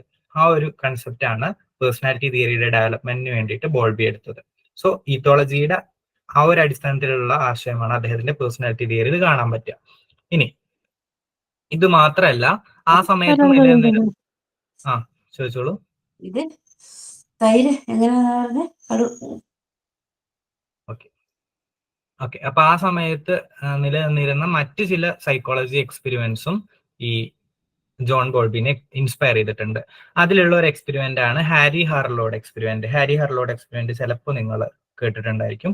കേട്ടിട്ടില്ലെങ്കിൽ ഈ ക്ലാസ് കഴിഞ്ഞാൽ എന്തായാലും യൂട്യൂബിൽ പോയിട്ട് വീഡിയോ അടിച്ചെടുത്ത് നോക്കുക. ഭയങ്കര ഇൻട്രസ്റ്റിംഗ് ആയിട്ടുള്ള ഒരു എക്സ്പെരിമെന്റ് ആണ്. ഈ ഹാരി ഹാർലോഡ് എക്സ്പെരിമെന്റിൽ എന്താ ഉണ്ടായതെന്ന് വെച്ചാൽ എന്താ പറയാ ഇതുണ്ട്, 2 മിഷൻസ്. ഓക്കെ, 2 കുരങ്ങിന്റെ രൂപത്തിലുള്ള, ഈ ചിത്രത്തിൽ കാണുന്ന പോലെ ഏകദേശം കുരങ്ങിന്റെ രൂപത്തിലൊക്കെ ഉള്ള 2 മിഷൻസ് ഉണ്ട്. ഓക്കെ, ഒരു മിഷൻ ഈ കുരങ്ങിന്റെ കുട്ടികൾക്ക്, ചെറിയൊരു കുരങ്ങിന്റെ കുട്ടിയിലാണ് എക്സ്പെരിമെന്റ് നടത്തുക. ഒരു മിഷൻ ഈ കുട്ടിക്ക് പാലും എന്താ പറയാ വിശക്കുമ്പോ പാല് കൊടുക്കുന്ന ഒരു മിഷൻ, ഓക്കെ, ഫുഡ് കൊടുക്കുന്ന ഒരു മിഷനാണ് ഒന്ന്. മറ്റേ മിഷൻ എന്ന് പറയുന്നത് ഇപ്പൊ നിങ്ങൾ ഈ ചിത്രത്തിൽ കാണുന്നത് പോലെ രോമങ്ങളൊക്കെ ഉള്ള ചൂട് അല്ലെങ്കിൽ സെക്യൂരിറ്റി, ആ ഒരു രീതിയിലുള്ള മിഷനായിരുന്നു. സംരക്ഷണം കൊടുക്കാൻ വേണ്ടിയിട്ടുള്ള ഒരു യന്ത്രം. അപ്പൊ ഇങ്ങനെ 2 യന്ത്രങ്ങളുണ്ട്. ഈ കുരങ്ങിന്റെ കുട്ടി എങ്ങനെയാണ് പെരുമാറിയിരുന്നത് എന്ന് ഹാരി ഹാർലോ നിരീക്ഷിക്കുകയായിരുന്നു. അപ്പൊ ഈ ഹാരി ഹാർലോയുടെ അഭിപ്രായത്തില് ഈ ഭക്ഷണത്തിനും വെള്ളത്തിനും വേണ്ടി മാത്രമാണ് നമ്മൾ പാരന്റ്സിനെ ഡിപ്പെൻഡ് ചെയ്യുന്നതെങ്കിൽ ഈ കുരങ്ങന്റെ കുട്ടി അധികം നേരം ഈ ഫുഡ് വരുന്ന യന്ത്രത്തിന്റെ അടുത്താണ് നിൽക്കേണ്ടത്. ഓക്കെ, ഫുഡ് വരുന്ന യന്ത്രത്തിന്റെ അടുത്ത് മാത്രമാണ് നിൽക്കേണ്ടത്, കാരണം അതിൽ നിന്നാണ് പാലും ഭക്ഷണമൊക്കെ കിട്ടുന്നത്. പക്ഷെ ഈ കുരങ്ങന്റെ കുട്ടി എന്താ ചെയ്തിരുന്നതെന്ന് വെച്ചാൽ, ഈ വിശക്കുന്ന സമയത്ത് ഈ ഫുഡ് കൊടുക്കുന്ന മിഷന്റെ അടുത്ത് പോയിട്ട് പാലൊക്കെ കുടിക്കും. എന്നിട്ട് പാല് കുടിച്ച ശേഷം ഇപ്പൊ നിങ്ങൾ ഈ ചിത്രത്തിൽ കാണുന്നത് പോലെ ഈ സെക്യൂരിറ്റി അല്ലെങ്കിൽ ചൂടും സുരക്ഷിതത്വം ഒക്കെ കൊടുക്കുന്ന മറ്റേ യന്ത്രത്തിനെ പോയിട്ട് ഇങ്ങനെ കെട്ടിപ്പിടിച്ചിരിക്കും. അപ്പോ ഇവിടെ ഹാരി ഹാർലോ പറഞ്ഞത് എന്താന്ന് വെച്ചാൽ, എത്രത്തോളം കുട്ടികൾക്ക് ഭക്ഷണം അല്ലെങ്കിൽ പാല് ഇതൊക്കെ ഇമ്പോർട്ടന്റ് ആണോ, അതേപോലെ തന്നെ ഇമ്പോർട്ടന്റ് ആണ് അമ്മ കൊടുക്കുന്ന ചൂടും അതേപോലെ അമ്മയുടെ ലാളനയും സ്നേഹവും സംരക്ഷണവും ഒക്കെ അത്രത്തോളം തന്നെ ഇമ്പോർട്ടന്റ് ആണ് എന്നുള്ളത് ഈ കുരങ്ങന്റെ എക്സ്പെരിമെന്റിൽ നിന്ന് കാണാൻ പറ്റുന്നുണ്ട് എന്നുള്ള ഒരു അഭിപ്രായമായിരുന്നു ഹാരി ഹാർലോക്ക് ഉണ്ടായിരുന്നത്. ഇനി ഇങ്ങനെ ഒരു കുരങ്ങൻ ഇങ്ങനെ വാംത്ത് സെക്യൂരിറ്റി ഒക്കെ കൊടുക്കുന്ന ഒരു കുരങ്ങന്റെ യന്ത്രം അവിടെ ഉണ്ടായിരുന്നില്ല എന്ന് വിചാരിക്കുക, ഭക്ഷണം മാത്രം കൊടുക്കുന്ന ഒരു മെഷീനാണ് അവിടെ ഉണ്ടായിരുന്നത് എന്ന് വിചാരിക്കുക. ആ സമയത്ത് ഭയങ്കര രീതിയിൽ ആങ്സൈറ്റി അല്ലെങ്കിൽ സൈക്കോളജിക്കൽ ടെൻഷൻ, എന്താ പറയുക, ഡിസ്റ്റർബൻസ്, വിഷമം, ആങ്കർ, ഇതൊക്കെ ഈ കുരങ്ങന്റെ കുട്ടികൾ ഇങ്ങനെ കാണിക്കാൻ തുടങ്ങി. അപ്പോൾ ഈ കുട്ടികൾക്ക് വളരെ എസെൻഷ്യൽ ആയിട്ടുള്ള ഒരു ഇമ്പോർട്ടന്റ് ആയിട്ടുള്ള ഒരു കാര്യമാണ് ഈ അമ്മയായിട്ടുള്ള അറ്റാച്ച്മെന്റ്, അമ്മയായിട്ടുള്ള റിലേഷൻഷിപ്പ്, അമ്മയുടെ വാംത്ത്, അമ്മയുടെ സെക്യൂരിറ്റി. ആ ഒരു രീതിയിലുള്ള ഒരു റിസൾട്ട് ആയിരുന്നു ഈ ഹാരി ഹാർലോഡ് എക്സ്പെരിമെന്റിൽ നിന്ന് കിട്ടിയത്. ഇതും നമ്മുടെ ജോൺ ബോൾബിക്ക് ഒരു ഇൻസ്പിറേഷൻ ആയിരുന്നു. അദ്ദേഹത്തിന്റെ തിയറി പറയാൻ വേണ്ടിയിട്ട് അല്ലെങ്കിൽ മുന്നോട്ട് കൊണ്ടുപോകാൻ വേണ്ടിയിട്ടുള്ള ഒരു ഇൻസ്പിറേഷൻ ഈ ഹാരി ഹർലോഡ് എക്സ്പെരിമെന്റും ഉണ്ടായിരുന്നു. അപ്പോൾ അദ്ദേഹം ഈത്തോളജിയിൽ നോക്കുമ്പോഴും അമ്മ എന്ന് പറയുന്ന ഒരു മൃഗം ഇമ്പോർട്ടന്റ് ആണ്. ഈ കുരങ്ങന്മാരിൽ നടത്തിയ എക്സ്പെരിമെന്റിലും അമ്മയുടെ സെക്യൂരിറ്റി വാംത്ത് ഇതൊക്കെ ഇമ്പോർട്ടന്റ് ആണ് എന്ന് അദ്ദേഹം മനസ്സിലാക്കിയെടുത്തു. ഇനി അറ്റാച്ച്മെന്റ് തിയറിയിൽ എന്താ പറയുന്നതെന്ന് വെച്ചാൽ, ഫസ്റ്റ് അറ്റാച്ച്മെന്റ് ഉണ്ടാകുന്നത് ആർക്കാണ്? ജനിക്കുന്ന എല്ലാ കുട്ടികൾക്കും ഫസ്റ്റ് അറ്റാച്ച്മെന്റ് ഉണ്ടാവാൻ ഏറ്റവും കൂടുതൽ സാധ്യതയുള്ളത് മദർ ആണ്. Okay, so first probability four attachment എന്ന് പറയുന്നത് മദർ എന്ന് പറയുന്ന ആളാരാണോ, അമ്മ എന്ന് പറയുന്ന ആളാണോ, ആരാണോ അയാളായിട്ടാണ് ആദ്യത്തെ അറ്റാച്ച്മെന്റ് ഉണ്ടാവാനുള്ള എല്ലാ സാധ്യതയും. എന്നാലും ബോൾബി പറയാണ്, അമ്മയുടെ അഭാവത്തിൽ പ്രൈമറി കെയർ ടേക്കർ ആരാണ് അവിടെ? അത് മെയിലാണോ ഫീമെയിൽ ആണോ, ഈ ഗ്രാൻഡ് പാരന്റ്സ് ആണോ, ആരാണോ അവിടെ പ്രൈമറി കെയർ ടേക്കർ, അവരായിട്ടും അറ്റാച്ച്മെന്റ് ഉണ്ടാവാൻ ഒരു സാധ്യതയുണ്ട്. ഓക്കെ, സോ ഏറ്റവും ഐഡിയലി ഇനീഷ്യലി അറ്റാച്ച്മെന്റ് ഉണ്ടാവുക അമ്മയായിട്ടാണ്. ഇൻ കേസ് അമ്മ അവിടെ ഇല്ല, മദർ എന്ന് പറയുന്ന ഒരു ഫിഗർ അവിടെ ഇല്ലെങ്കിൽ, ആ സമയത്ത് കുട്ടിയുടെ ആവശ്യങ്ങൾ ഏറ്റവും കൂടുതൽ നിറവേറ്റുന്ന പ്രൈമറി കെയർ ടേക്കർ ആരാണോ അവരായിട്ടായിരിക്കും അറ്റാച്ച്മെന്റ് ഉണ്ടായിരിക്കുക. ആ ഒരു രീതിയിലുള്ള കൺസെപ്റ്റ്. ഇനി ഈ അറ്റാച്ച്മെന്റ് തിയറിയിൽ കുട്ടികൾ പോകുന്ന സ്റ്റേജസ് ഈ നേരത്തെ നമ്മൾ പറഞ്ഞ മാർഗരറ്റിന്റെ തിയറീസുമായിട്ട് വളരെ സിമിലാരിറ്റി ഉള്ള സ്റ്റേജസ് ആണ്. അങ്ങനെ എന്താ പറയുക, വലിയ രീതിയിൽ ഡീപ്പായിട്ട് പഠിക്കാനൊന്നും ഇല്ല അവിടെ. പക്ഷെ ഈ അറ്റാച്ച്മെന്റ് തിയറിയിൽ ഒരു കാര്യം പറഞ്ഞിട്ടുള്ളത് സ്ട്രേഞ്ചർ ആങ്സൈറ്റി എന്ന് പറയുന്ന ഒരു കൺസെപ്റ്റ് പറഞ്ഞിട്ടുണ്ട്. സ്ട്രേഞ്ചർ ആങ്സൈറ്റി എന്ന് പറഞ്ഞാൽ ഒരു 6 മാസത്തിന് ശേഷം അൺനോൺ ഫേസ്, അതായത് ഈ ഫസ്റ്റത്തെ 6 മന്ത്സിലാണ് അറ്റാച്ച്മെന്റ് വളരെ ശക്തമായിട്ട് ഉണ്ടാക്കിയെടുക്കുക എന്നുള്ള ഒരു കൺസെപ്റ്റ് ആയിരുന്നു ബോൾബിക്ക് ഉണ്ടായിരുന്നത്. അപ്പൊ ഈ അറ്റാച്ച്മെന്റ്, പ്രൈമറി അറ്റാച്ച്മെന്റ് ഒന്നില്ലെങ്കിൽ അമ്മയോടോ അല്ലെങ്കിൽ പ്രൈമറി കെയർ ടേക്കറിനോടോ ഈ ആദ്യത്തെ 6 മാസത്തിൽ കുട്ടി നേടിയെടുക്കും. ഓക്കെ, ഈ 6 മാസത്തിന് ശേഷം അമ്മയല്ലാതെ അല്ലെങ്കിൽ പ്രൈമറി കെയർ ടേക്കർ അല്ലാതെ വേറെ ഏതെങ്കിലും സ്ട്രേഞ്ചർ വരികയാണെങ്കിൽ ആ സ്ട്രേഞ്ചറിന്റെ മുഖം കാണുമ്പോൾ തന്നെ കുട്ടി പേടിച്ച് കരയാനൊക്കെ തുടങ്ങും. Okay, because it is not mother's, അമ്മയുടെ മുഖമല്ലല്ലോ. അതുകൊണ്ട് സ്ട്രേഞ്ചേഴ്സിനെ കാണുമ്പോൾ ഈ കുട്ടി കരയാൻ തുടങ്ങുന്നത് സ്ട്രേഞ്ചർ ആങ്സൈറ്റി കാരണമാണ്.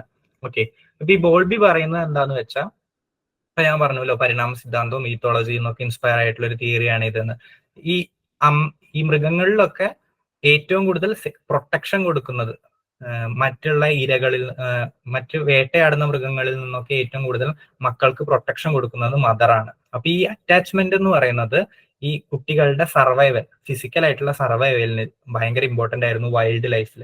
ഓക്കെ, അപ്പൊ ഈ അമ്മ കുട്ടീനെ പ്രൊട്ടക്ട് ചെയ്തില്ലെങ്കിൽ 100% ഗ്യാരണ്ടീഡ് ആണ് കുട്ടി മരിക്കും എന്നുള്ളത്. എന്തെങ്കിലും മൃഗം വേട്ടയാടിയിട്ടോ വേറെ എന്തെങ്കിലും ആക്രമിച്ചിട്ടോ ഒക്കെ കുട്ടി മരിക്കാനുള്ള എല്ലാ സാധ്യതയും ഉണ്ടായിരുന്നു. അപ്പൊ ഇങ്ങനെ മൃഗങ്ങളിൽ നിന്ന് പരിണമിച്ചു വന്ന മനുഷ്യരിലേക്കും ഇതേ ഒരു സൈക്കോളജിക്കൽ ഫിനോമിനൻ, അമ്മയായിട്ട് അറ്റാച്ച് ചെയ്യാനുള്ള ഒരു ടെൻഡൻസി നേടിയതാണ് അല്ലെങ്കിൽ കൈമാറി വന്നതാണ് എന്നുള്ളൊരു അഭിപ്രായമായിരുന്നു ബോൾബിക്ക് ഉണ്ടായിരുന്നത്.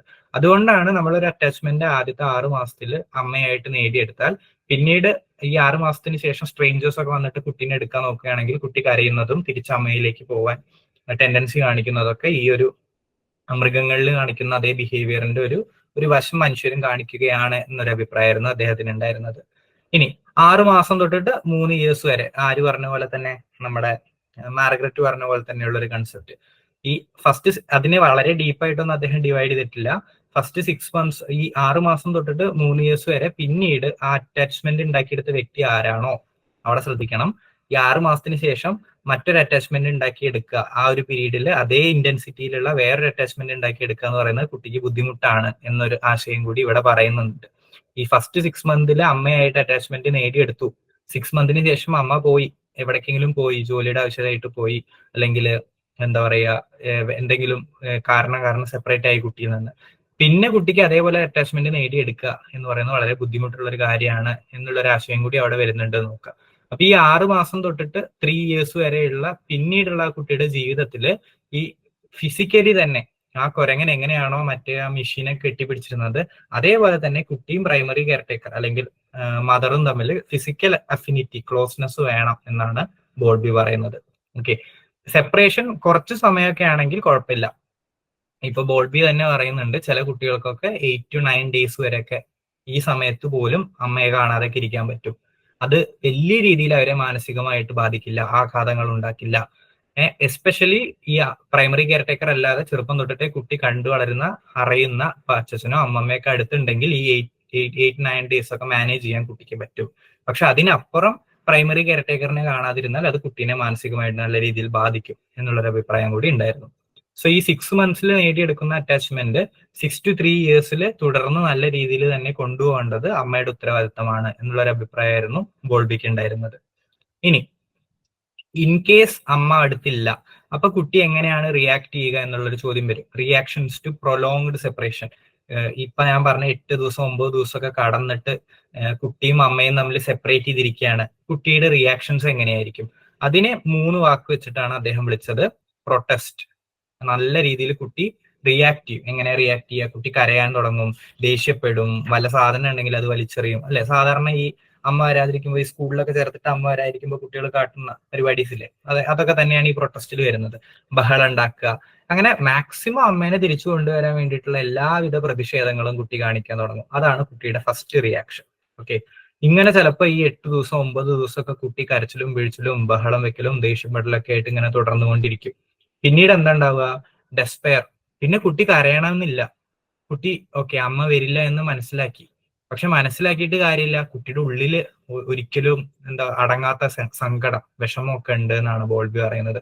അപ്പൊ കുട്ടി പിന്നീട് ഓക്കെ ഐ ആം ഫൈൻ, അല്ലെങ്കിൽ കരയാതെ ഒരു കുട്ടി ഒരു സ്ഥലത്ത് ഇരിക്കുന്നുണ്ടെങ്കിൽ കൂടി കുട്ടിയുടെ ഉള്ളിൽ ഒരുപാട് വിഷമം ഉണ്ടായിരിക്കും സ്റ്റിൽ. ആ സ്റ്റേജിനെയാണ് ഡെസ്പയർ എന്ന് പറയുന്നത്. എക്സ്പ്ലിസിറ്റ് ആയിട്ട് പുറത്തേക്ക് കുട്ടി കരച്ചിലും ദേഷ്യപ്പെടലൊന്നും കാണിക്കില്ല. കുട്ടി കുറച്ചൊക്കെ ഒന്ന് സെറ്റിലായ പോലെ നമുക്ക് തോന്നും. പക്ഷെ അമ്മ ഇല്ലാത്തത് കൊണ്ടുള്ള നല്ല വിഷമം കുട്ടിയുടെ ഉള്ളിൽ ഉണ്ടാകും. ആ വിഷമം എപ്പോ വേണമെങ്കിലും പുറത്തേക്ക് വരാനുള്ള സാധ്യത ഉണ്ടാവും. ആ ഒരു സ്റ്റേജാണ് ഡെസ്പെയർ എന്ന് പറയുന്നത്.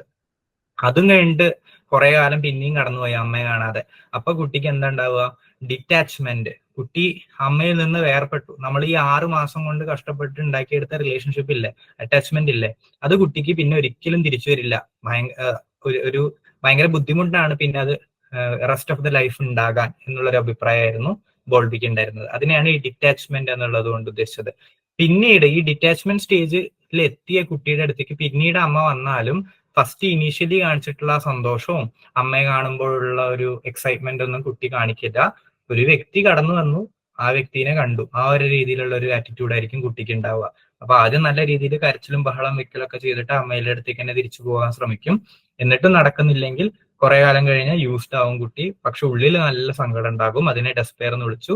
അവസാനം കുട്ടിക്ക് ഈ 6 മാസം കൊണ്ട് ഉണ്ടാക്കിയെടുത്ത അറ്റാച്ച്മെന്റ് ഇല്ലാതാവും. പിന്നീട് അതേ വ്യക്തിയായിട്ട് ഒരു അറ്റാച്ച്മെന്റ് ഉണ്ടാക്കിയെടുക്കുക എന്ന് പറയുന്നത് ബുദ്ധിമുട്ടുള്ള ഒരു കാര്യമാണ്. അതിനെയാണ് ഈ ഡിറ്റാച്ച്മെന്റ് എന്നുള്ളത് കൊണ്ട് ഉദ്ദേശിച്ചത്. ഇനി ബോൾബിയുടെ അറ്റാച്ച്മെന്റ് തിയറിയോട് ചേർത്തിട്ട് തന്നെ നമ്മൾ ഈ മേരി എയിംസ്വർത്ത് എന്ന് പറയുന്ന വേറൊരു സൈക്കോളജിസ്റ്റിന്റെ കുറച്ച് സ്റ്റേജസ് പഠിക്കാറുണ്ട്. അത് എന്തുകൊണ്ടാ നമ്മൾ പഠിക്കുന്നതെന്ന് വെച്ചാൽ ചിലപ്പോൾ ബോൾബിയുടെ തിയറിയിൽ അധികം ചോദ്യങ്ങൾ ചോദിക്കാനുള്ള ഇതൊന്നുമില്ല. നിങ്ങൾ കണ്ടില്ലേ, ഈ അറ്റാച്ച്മെന്റ്, സ്ട്രേഞ്ചർ ആങ്സൈറ്റി എന്ന് പറയുന്ന 2 ടേംസ് ഒക്കെ തന്നെ ഉള്ളൂ. ബാക്കിയൊക്കെ നമുക്ക് കൺസെപ്ഷ്യലായിട്ട് മനസ്സിലാക്കി വെക്കാവുന്നതാണ്. അപ്പൊ ഈ ബോൾബിയുടെ തിയറിയിൽ റിസർച്ച് നടത്തിയ ഒരു വ്യക്തിയാണ് മേരി എയിംസ്വർത്ത്. ഓക്കെ, ഒരുപാട് ഗവേഷണങ്ങൾ നടത്തിയിട്ടുള്ള വ്യക്തിയാണ് മേരി എയിംസ്വർത്ത്. ഈ മേരി എയിംസ്വർത്ത് നടത്തിയ ഗവേഷണത്തിന്റെ അടിസ്ഥാനത്തിൽ ഈ അറ്റാച്ച്മെന്റ് സ്റ്റൈൽ, അമ്മയും കുട്ടിയും തമ്മിൽ ഉണ്ടാകുന്ന അറ്റാച്ച്മെന്റ് സ്റ്റൈലിനെ തിരിച്ചിട്ടുണ്ട്, കാറ്റഗറീസ് ആക്കി മാറ്റിയിട്ടുണ്ട്. ആ ഒരു 4 കാറ്റഗറീസും കൂടിയും പഠിച്ചു വെച്ചാൽ ഈ തിയറി കംപ്ലീറ്റ് ആയി. അപ്പൊ മേരി എയിംസ്വർത്ത് ഈ ബോൾബിയുടെ തിയറി വായിച്ച ശേഷം നടത്തിയ എക്സ്പെരിമെന്റിന്റെ പേരാണ് stranger in A room situation. ഈ എക്സ്പെരിമെന്റിൽ എന്താ ചെയ്യാന്ന് വെച്ചാൽ ആ പേരിൽ ഉള്ളതുപോലെ തന്നെ സ്ട്രേഞ്ചർ ഇൻ എ റൂം. ചെറിയ കുട്ടിയായിരിക്കും. ഇപ്പൊ നമ്മൾ പറഞ്ഞ ഈ 3 വയസ്സിന് താഴെയുള്ള ഒരു കുട്ടിയൊക്കെ ആയിരിക്കും, ഒരു വയസ്സോ 1.5 വയസ്സുള്ള കുട്ടിയൊക്കെ ആയിരിക്കും. അപ്പൊ ആ കുട്ടിയും അമ്മയും കൂടി ഒരു റൂമിൽ ഇങ്ങനെ ഇരിക്കും. ഓക്കെ, കുട്ടിക്ക് കളിക്കാൻ കളിപ്പാട്ടങ്ങളൊക്കെ ഉണ്ടായിരിക്കും. അങ്ങനെ ഇരിക്കുന്ന സമയത്ത് ഒരു സ്ട്രേഞ്ചർ, കംപ്ലീറ്റ് സ്ട്രേഞ്ചർ, ഒരു അപരിചിതൻ ആ റൂമിലേക്ക് കയറി വരും, അമ്മയായിട്ട് സംസാരിക്കും, അമ്മേനെ പുറത്തേക്ക് കൊണ്ടുപോകും, കുട്ടീനെ ആ റൂമിൽ തന്നെ ഇട്ടിട്ട്. ഇതാണ് എക്സ്പെരിമെന്റ്. അപ്പൊ ഈ അമ്മ പോകുമ്പോൾ കുട്ടി എങ്ങനെ റിയാക്ട് ചെയ്യുന്നു എന്നാണ് മേരി ഈ സൈക്കോളജി എക്സ്പെരിമെന്റിലൂടെ നോക്കിയത്, ഒബ്സർവ് ചെയ്തത്. അപ്പോ പലതരത്തിലുള്ള ബിഹേവിയർ ഈ മേരി എയിംസ്വർത്ത് കണ്ടു. പല കുട്ടികളും പല രീതിയിലാണ് ബിഹേവ് ചെയ്യുന്നത്. അപ്പൊ ഈ മേരി എയിംസ്വർത്ത് പറഞ്ഞത് എന്താന്ന് വെച്ചാൽ ഈ ഇനീഷ്യൽ 6 monthsലും അല്ലെങ്കിൽ ഈ ഒരു 1 year വരെയൊക്കെ ഉള്ള കുട്ടികളുടെ അറ്റാച്ച്മെന്റ് സ്റ്റൈലിനെ ഡിപ്പെൻഡ് ചെയ്തിട്ടാണ് ഈ കുട്ടികൾ അമ്മ പോകുമ്പോൾ ബിഹേവ് ചെയ്യുന്ന രീതി മാറുന്നത് എന്നുള്ളൊരു അഭിപ്രായമായിരുന്നു മേരി എയിംസ്വർത്ത് പറഞ്ഞത്. അപ്പോൾ ഈ കുട്ടികളുടെ പ്രതികരണത്തിന്റെ ബേസിസിലാണ് ഈ അറ്റാച്ച്മെന്റ് സ്റ്റൈലുകൾ 4 ഉണ്ടാക്കിയെടുത്തത്. അതിൽ ഫസ്റ്റ് നമ്മൾ നോക്കാൻ പോകുന്നത് most common type of attachment എന്ന് പറയുന്നത്, അല്ലെങ്കിൽ ഹെൽത്തിയസ്റ്റ് അറ്റാച്ച്മെന്റ് സ്റ്റൈൽ എന്ന് പറയുന്നത് പേര് സൂചിപ്പിക്കുന്നത് പോലെ തന്നെ സെക്യൂർ അറ്റാച്ച്മെന്റ് സ്റ്റൈലാണ്. ഈ സെക്യൂർ അറ്റാച്ച്മെന്റ് സ്റ്റൈലിൽ എന്താണ് ഉണ്ടാവുക എന്ന് വെച്ചാൽ, ഇപ്പൊ നമ്മൾ പറഞ്ഞ സ്ട്രേഞ്ചർ ഇൻ എ റൂം സിറ്റുവേഷനിൽ ആ കുട്ടി സെക്യൂർ അറ്റാച്ച്മെന്റ് സ്റ്റൈലുള്ള ഒരു കുട്ടി stranger in A room situation എന്ന് പറയുന്ന എക്സ്പെരിമെന്റ് നടത്തുമ്പോൾ എങ്ങനെയാണ് ബിഹേവ് ചെയ്യുക എന്ന് നമുക്ക് നോക്കാം. ഓക്കെ, അപ്പൊ ആ സ്ട്രേഞ്ചർ വന്നിട്ട് അമ്മേനെ പുറത്തേക്ക് കൊണ്ടുപോയപ്പോ കുട്ടി ഡിസ്ട്രസ്ഡ് ആയിരുന്നു, കുട്ടി പേടിച്ചു, കുട്ടി കരയാൻ തുടങ്ങി. ഓക്കെ, എന്നിട്ട് അമ്മ തിരിച്ചു വന്നപ്പോ എന്താണ് ഉണ്ടായത്? കെയർ ഗീവേഴ്സ് റിട്ടേൺ ചെയ്തപ്പോൾ ഈ കുട്ടി ഭയങ്കര സന്തോഷത്തോടു കൂടി എക്സൈറ്റഡ് ആയിട്ട് അമ്മയിലേക്ക് തിരിച്ചുപോയി. ഓക്കെ, അപ്പൊ കുട്ടി ആദ്യം അമ്മ പോയപ്പോ കരയുന്നു, പ്രൊട്ടസ്റ്റ് ചെയ്യുന്നു, സങ്കടപ്പെടുന്നു. അമ്മ തിരിച്ചു വരുന്നത് കണ്ടപ്പോൾ ഭയങ്കര രീതിയിൽ സന്തോഷിച്ചിട്ട് ഓടിപ്പോയിട്ട് അമ്മയെ കെട്ടിപ്പിടിക്കുന്നു. ഇതിന്റെ അർത്ഥം എന്താണ്? ഈ കുട്ടിക്ക് ഇതിനു മുന്നേ ഈ അമ്മയായിട്ടുള്ള റിലേഷൻഷിപ്പ് ഒരു ഹെൽത്തി റിലേഷൻഷിപ്പ് ആയിരുന്നു. അതുകൊണ്ടാണ് അമ്മ പോകുമ്പോൾ കുട്ടി ഡിസ്ട്രസ് കാണിക്കുന്നതും അമ്മ വരുമ്പോൾ ആ എക്സൈറ്റ്മെന്റ് കാണിക്കുന്നതും. ഇവിടെ എഴുതി വെച്ചിരിക്കുന്നത് പോലെ തന്നെ സെക്യൂർലി അറ്റാച്ച്ഡ് കുട്ടിയാണെങ്കിൽ ഈ care givers sensitive and responsive to their needs, അതായത് കുട്ടിയുടെ ആവശ്യങ്ങൾ പരിഗണിച്ചിരുന്ന ഒരു അമ്മയായിരുന്നു അത്. അതുകൊണ്ടാണ് ഈ അമ്മ പോകുമ്പോൾ കുട്ടികൾ കരയുന്നതും അമ്മ വരുമ്പോൾ ആ സന്തോഷം കാണിക്കാനുള്ള കാരണം. അപ്പോൾ ഈ സെക്യൂർ അറ്റാച്ച്മെന്റ് സ്റ്റൈലുള്ള കുട്ടികൾ എന്താണ്, അമ്മ പുറത്തേക്ക് പോകുമ്പോൾ കരയുകയും അമ്മ തിരിച്ചു വരുമ്പോൾ സന്തോഷം കാണിക്കുകയും ചെയ്യും. അതിന്റെ അർത്ഥം ആ കെയർ ഗീവർ ആ കുട്ടി വളർന്നു വരുന്ന സമയത്ത് എന്ത് ചെയ്തിട്ടുണ്ട്? ആ കുട്ടീനെ നല്ല രീതിയിൽ നോക്കിയിട്ടുണ്ട്, അവരുടെ ആവശ്യങ്ങൾക്കൊക്കെ റെസ്പോണ്ട് ചെയ്തിട്ടുണ്ട്, അവർക്ക് സ്നേഹവും ഫുഡും സെക്യൂരിറ്റി ഒക്കെ കൊടുത്തിട്ടുണ്ട്. അതൊരു സെക്യൂർ ആയിട്ടുള്ള അറ്റാച്ച്മെന്റ് ആണ് എന്നുള്ള രീതിയിലാണ് ഈ സ്റ്റൈലിനെ പറഞ്ഞത്. ഇനി സെക്കൻഡ് സ്റ്റൈലിനെ വിളിച്ച പേര് അവോയ്ഡന്റ് അറ്റാച്ച്മെന്റ്, അല്ലെങ്കിൽ ഇൻസെക്യൂർ, അല്ലെങ്കിൽ ആങ്ഷ്യസ് അവോയ്ഡന്റ് അറ്റാച്ച്മെന്റ്. ഇങ്ങനെ പല രീതിയിൽ ഇതിനെ പറയും. ബേസിക്കലി അവോയ്ഡന്റ് അറ്റാച്ച്മെന്റ് അല്ലെങ്കിൽ ഇൻസെക്യൂർ അറ്റാച്ച്മെന്റ് നിങ്ങൾക്ക് ഓർത്തിരിക്കാൻ പറ്റുന്ന ഏതെങ്കിലും പഠിച്ചാൽ മതി. സോ സെക്യൂർ അറ്റാച്ച്മെന്റിന്റെ ഓപ്പോസിറ്റ് ഇൻസെക്യൂർ അറ്റാച്ച്മെന്റ്. ഇവിടെ കുട്ടി എന്താ ചെയ്യാം? ഒരു സ്ട്രേഞ്ചർ ആ റൂമിലേക്ക് കടന്നു വന്നു, പാരന്റിനെ കൊണ്ടുപോയി, കുട്ടിക്ക് വല്ല റിയാക്ഷനും ഉണ്ടോ? ഇല്ല, അവോയ്ഡന്റ് റിയാക്ഷൻ ആണ്. അതായത് ഈ അമ്മ പുറത്തേക്ക് പോയ അമ്മ തിരിച്ചു വന്നാലും കുട്ടി child is slow to show a positive reaction. വലിയ രീതിയിൽ സന്തോഷമൊന്നും പ്രകടിപ്പിക്കില്ല. അമ്മ ഒരു സ്ട്രേഞ്ചർ കടന്നു വന്നു, സ്ട്രേഞ്ചറിന്റെ ഒപ്പം അമ്മ പോയി, അമ്മ തിരിച്ചിരുന്നു, കുട്ടി വലിയ രീതിയിൽ സന്തോഷമൊന്നും കാണിക്കുന്നില്ല. അതിന്റെ അർത്ഥം എന്താണ്? ആ കുട്ടിയും അമ്മയും തമ്മിലുള്ള അറ്റാച്ച്മെന്റ് സ്റ്റൈൽ എന്ന് പറയുന്നത് ആ കെയർ ഗീവർ ആ കുട്ടീനെ ശ്രദ്ധിച്ചിട്ടില്ല. അതുവരെ ആ കുട്ടീന്റെ വളർച്ചയിൽ ആ അമ്മ ആ കുട്ടിയുടെ ആവശ്യങ്ങളൊന്നും പരിഗണിച്ചിട്ടില്ല. അതുകൊണ്ട് അമ്മയിൽ നിന്ന് വിട്ടു നിൽക്കുമ്പോൾ എന്താണ്, ഞാൻ പേടിക്കണം എന്നുള്ള ഒരു അവസ്ഥയൊക്കെ, ആ ഒരു ഫീലിംഗ് ഒക്കെ കുട്ടി ഓൾറെഡി എക്സ്പീരിയൻസ് ചെയ്തിട്ട് നമ്മൾ നേരത്തെ പറഞ്ഞ ഡിറ്റാച്ച്മെന്റ് ഇല്ലേ, ആ ഒരു സ്റ്റേജിലേക്ക് എത്തിയിരിക്കുന്നു. അപ്പോൾ അമ്മ പോയാൽ ഒരു സ്ട്രേഞ്ചർ പോയൊരു ഫീലാണ് കുട്ടിയുടെ മനസ്സിലുള്ളത്, അമ്മ തിരിച്ചു വന്നാൽ ഒരു സ്ട്രേഞ്ചർ വന്ന ഫീൽ തന്നെയാണ് കുട്ടിയുടെ മനസ്സിലുള്ളത്. കുട്ടി അതിന് യൂസ്ഡ് ആയി. കാരണം ആ കുട്ടി ഇത്രയും കാലം വളർന്നു വന്നപ്പോൾ അമ്മ ഇതൊന്നും ശ്രദ്ധിക്കാതെയാണ് കുട്ടീനെ വളർത്തിയത്. സോ കുട്ടിക്ക് അറിയാം ഏറിക്കഴിഞ്ഞാൽ എന്താണ് ഉണ്ടാവുക എന്നുള്ള രീതി. അപ്പൊ അവിടെ അറ്റാച്ച്മെന്റ് ഇല്ല. അതുകൊണ്ടാണ് അതിനെ ഇൻസെക്യൂർ അറ്റാച്ച്മെന്റ് അല്ലെങ്കിൽ അവോയ്ഡന്റ് അറ്റാച്ച്മെന്റ് സ്റ്റൈൽ എന്ന് മേരി എയിംസ്വർത്ത് വിളിച്ചത്. ഇനി അടുത്തത് റെസിസ്റ്റന്റ് അല്ലെങ്കിൽ ആംബിവാലന്റ്, ആങ്ഷ്യസ് ആംബിവാലന്റ് അറ്റാച്ച്മെന്റ്. ഇപ്പൊ അമ്മ നല്ല രീതിയിൽ ശ്രദ്ധിക്കുന്ന കുട്ടി എങ്ങനെ പെരുമാറുന്നത് നമ്മൾ കണ്ടു, അമ്മ തീരെ ശ്രദ്ധിക്കാത്ത കുട്ടികൾ എങ്ങനെ പെരുമാറുന്നത് കണ്ടു. ഇനി ഇൻകൺസിസ്റ്റന്റ് ആയിട്ടാണ് അമ്മ പെരുമാറിയിരുന്നത് കുട്ടികളോട്. അതായത് ചില സമയത്ത് കുട്ടി കരയുമ്പോൾ അമ്മ ഓടി വരും, എടുക്കും, സ്നേഹിക്കും, ആ രീതിയിൽ. ചില സമയത്ത് അമ്മ മൈൻഡ് ചെയ്യില്ല. ഇൻകൺസിസ്റ്റന്റ് റെസ്പോൺസ് ആണ് പാരന്റിന് ഉണ്ടായിരുന്നതെങ്കിൽ കുട്ടിയുടെ പെരുമാറ്റം എങ്ങനെയായിരിക്കും ഈ എക്സ്പെരിമെന്റിൽ? അതാണ് ഈ റെസിസ്റ്റന്റ് സ്റ്റൈൽ കൊണ്ട്, അറ്റാച്ച്മെന്റ് സ്റ്റൈൽ കൊണ്ട് നമ്മൾ നോക്കാൻ പോകുന്നത്. അപ്പോൾ ഇവിടെ പറയുന്നത് എന്താന്ന് വെച്ചാൽ, പാരന്റ് തിരിച്ചു വരുമ്പോൾ കുട്ടി അപ്സെറ്റ് ആണ്, അതേപോലെ തന്നെ ഡിഫിക്കൽട്ട് ടു കംഫർട്ട് ആണ്. അതായത് പാരന്റ് പോകുന്ന സമയത്ത് കുട്ടി ഡിസ്റ്റർബ്ഡ് ആവുന്നു, ദേഷ്യം പ്രകടിപ്പിക്കുന്നു. ഓക്കെ, അതായത് സാധാ രീതിയിലുള്ള ഡിസ്ട്രസ് ഒക്കെ കാണിക്കും. പക്ഷെ സെക്യൂർ അറ്റാച്ച്മെന്റ് സ്റ്റൈലിൽ കണ്ടതുപോലെ തിരിച്ചു വരുമ്പോൾ സന്തോഷമല്ല കാണിക്കുന്നത്, അമ്മ വന്നൂലോ എന്നുള്ള സന്തോഷമല്ല കാണിക്കുന്നത്. ഇവിടെ വീണ്ടും കുട്ടി കൂടുതൽ അപ്സെറ്റ് ആവുകയാണ്, കൂടുതൽ ദേഷ്യപ്പെടുകയാണ്, കുട്ടീനെ ശാന്തമാക്കാൻ ഭയങ്കര ബുദ്ധിമുട്ടാണ്. ഓക്കെ, ഇത്തരത്തിലുള്ള റിയാക്ഷൻസ് കുട്ടികൾ കാണിക്കുന്നുണ്ടെങ്കിൽ അതിന്റെ അർത്ഥം ഈ അമ്മ ചില സമയത്ത് കുട്ടിയുടെ നീഡ്സ് ഒക്കെ ടേക്ക് കെയർ ചെയ്തിട്ടുണ്ട്, ചില സമയത്ത് കുട്ടിയുടെ നീഡ്സ് ഒക്കെ ടേക്ക് കെയർ ചെയ്തിട്ടില്ല. ഈ ഒരു രീതിയിലുള്ള എക്സ്പ്ലനേഷൻ ആണ് മേരി എയിംസ്വർത്ത് അവിടെ കൊടുത്തത്. അപ്പൊ ഇൻകൺസിസ്റ്റന്റ് ആയിട്ടാണ് അമ്മ കുട്ടിയുടെ ആവശ്യങ്ങൾ നിറവേറ്റിയിട്ടുള്ളതെങ്കിൽ അത് കാരണമാണ് ഈ കുട്ടി ദേഷ്യപ്പെടുന്നതും തിരിച്ചു വരുമ്പോൾ അമ്മയോട് ചൂടാവുന്നതൊക്കെ എന്നുള്ളൊരു അഭിപ്രായമായിരുന്നു മേരി എയിംസ്വർത്തിന് ഉണ്ടായിരുന്നത്. ഇനി ഏറ്റവും ലാസ്റ്റ് ഡിസോർഗനൈസ്ഡ് അറ്റാച്ച്മെന്റ്. ഇത് ഫർദർ റിസർച്ച് ഒക്കെ നടത്തി കുറച്ച് കാലം കഴിഞ്ഞ ശേഷം ആഡ് ചെയ്തതാണ്. ഈ എക്സ്പെരിമെന്റുകളൊക്കെ നടത്തിയപ്പോ ഇത് കാണുന്നില്ലല്ലോ, കാണുന്നില്ല, ഇല്ല, കാണാൻ പറ്റുന്നുണ്ട്. ഒന്ന് ഇറങ്ങി കയറി നോക്കൂ, ചിലപ്പോൾ കിട്ടും. ഓക്കെ, അപ്പോൾ ഈ ഡിസോർഗനൈസ്ഡ് അറ്റാച്ച്മെന്റ് സ്റ്റൈൽ എന്ന് പറയുന്നത് ലേറ്റർ സ്റ്റേജിൽ ആഡ് ചെയ്തതാണ്. ഇതിന്റെ പ്രത്യേകത എന്താണെന്ന് വെച്ചാൽ ഈ എക്സ്പെരിമെന്റ് നടത്തി ഇപ്പൊ ചില കുട്ടികളുടെ പെരുമാറ്റം എങ്ങനെ ചിന്തിച്ചിട്ടും ഏരിയ ആൻസറത്തിന് മനസ്സിലാവുന്നില്ല. അതായത് അവർ കൺഫ്യൂസ്ഡ് സ്റ്റേറ്റിലാണ് ആക്ട് ചെയ്യുന്നത്. ഈ അമ്മ പോകുമ്പോൾ അവർ ഫ്രീസ് ആകും, പിന്നെ റൂമിൽ കുറെ നേരം ഓടിക്കളിക്കും. അതായത് ടെൻഷൻ പേടി കാരണം ഓടിക്കളിക്കും. എന്നിട്ട് അമ്മ തിരിച്ചു വരുമ്പോൾ അമ്മയിൽ നിന്ന് പിന്നെ അവർ ഓടി മാറാൻ നോക്കും. They try to run away when the care giver returns. ഈ രീതിയിലുള്ള പെരുമാറ്റം ഏത് അറ്റാച്ച്മെന്റ് സ്റ്റൈലിലേക്ക് ആഡ് ചെയ്യണമെന്ന് ആദ്യം മേരി ആൻസറത്തിന് അറിയുമായിരുന്നില്ല. പിന്നെ ഇങ്ങനത്തെ കുറെ കേസസ് ഇങ്ങനെ പരിശോധിച്ചപ്പോ ഈ അമ്മമാര് കുട്ടികളെ അബ്യൂസ് ചെയ്യുന്നുണ്ട്, അതായത് ഉപദ്രവിക്കുന്നുണ്ട് ഫിസിക്കലി. ഓക്കെ, ശാരീരികമായിട്ട് നല്ല രീതിയിൽ കുഞ്ഞു കുട്ടികളൊക്കെ ഉപയോഗിക്കുന്നുണ്ടെങ്കിൽ അത് ആ ഒരു അറ്റാച്ച്മെന്റ് സ്റ്റൈലാണ് ഡിസോർഗനൈസ്ഡ് അറ്റാച്ച്മെന്റ് സ്റ്റൈൽ.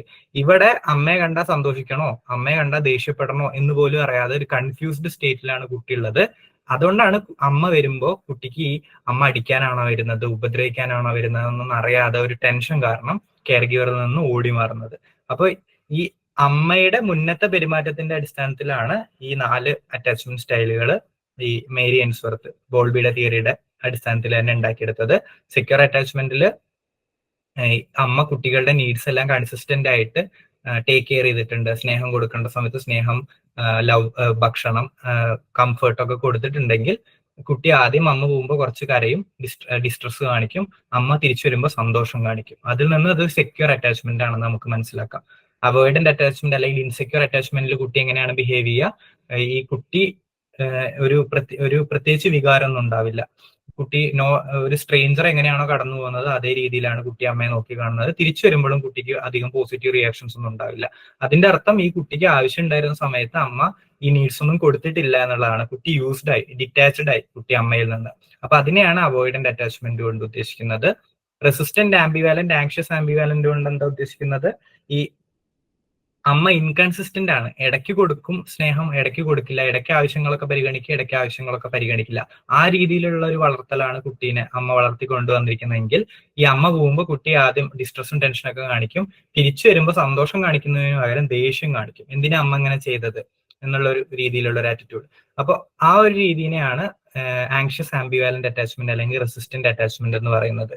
ഇനി ഏറ്റവും ലാസ്റ്റ് ഡിസോർഗനൈസ്ഡ് അറ്റാച്ച്മെന്റിൽ എന്താണ്? ഈ കുട്ടി അമ്മ പോകുമ്പോൾ തന്നെ കൺഫ്യൂസ്ഡ് ആയിരിക്കും. കുട്ടി ഇറാറ്റിക് ബിഹേവിയർ എന്ന് പറഞ്ഞാൽ പ്രെഡിക്റ്റ് ചെയ്യാൻ പറ്റാത്ത ബിഹേവിയർ കുട്ടി കാണിച്ചു തുടങ്ങും. അമ്മ തിരിച്ചു വരുമ്പോൾ അമ്മയോട് ദേഷ്യപ്പെടില്ല, അമ്മയോട് ഹാപ്പിനെസ് കാണിക്കില്ല, അമ്മയിൽ നിന്നും മാറാനാണ് ശ്രദ്ധിക്കുന്നത്. അതിന്റെ അർത്ഥം കുട്ടിക്ക് ഫിയർ ആണ് അവിടെ പ്രൈമറി കെയർ ഗിവർ ആയിട്ടുള്ളത്, പേടിയാണുള്ളത്.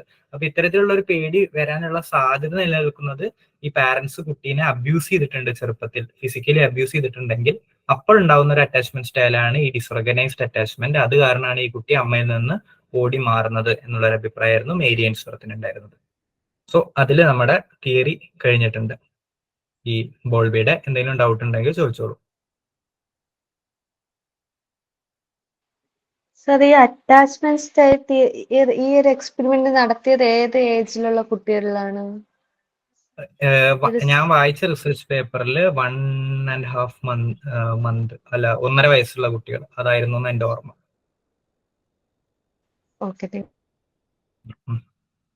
ഞാൻ ഒന്നുകൂടി വേണമെങ്കിൽ കൺഫേം ചെയ്തിട്ട് അടുത്ത ക്ലാസ്സിൽ പറഞ്ഞുതരാം. ഇതിന്റെയും യൂട്യൂബ് വീഡിയോസ് നിങ്ങൾക്ക് കിട്ടും. ഈ സെക്യൂർ അറ്റാച്ച്മെന്റ് കാണിക്കുന്ന കുട്ടി, വേർഡന്റ് അറ്റാച്ച്മെന്റ് കാണിക്കുന്ന കുട്ടിയുടെ ബിഹേവിയർ ഒക്കെ. അപ്പൊ ഈ കുട്ടി കാണിക്കുന്ന ബിഹേവിയറിനനുസരിച്ചിട്ട് ഓരോ കാറ്റഗറിയിലേക്ക് ഇട്ടു എന്നുള്ളതാണ് എക്സ്പെരിമെന്റിന്റെ പ്രത്യേകത. വേറെ എന്തെങ്കിലും ഡൗട്ട് ഉണ്ടോ?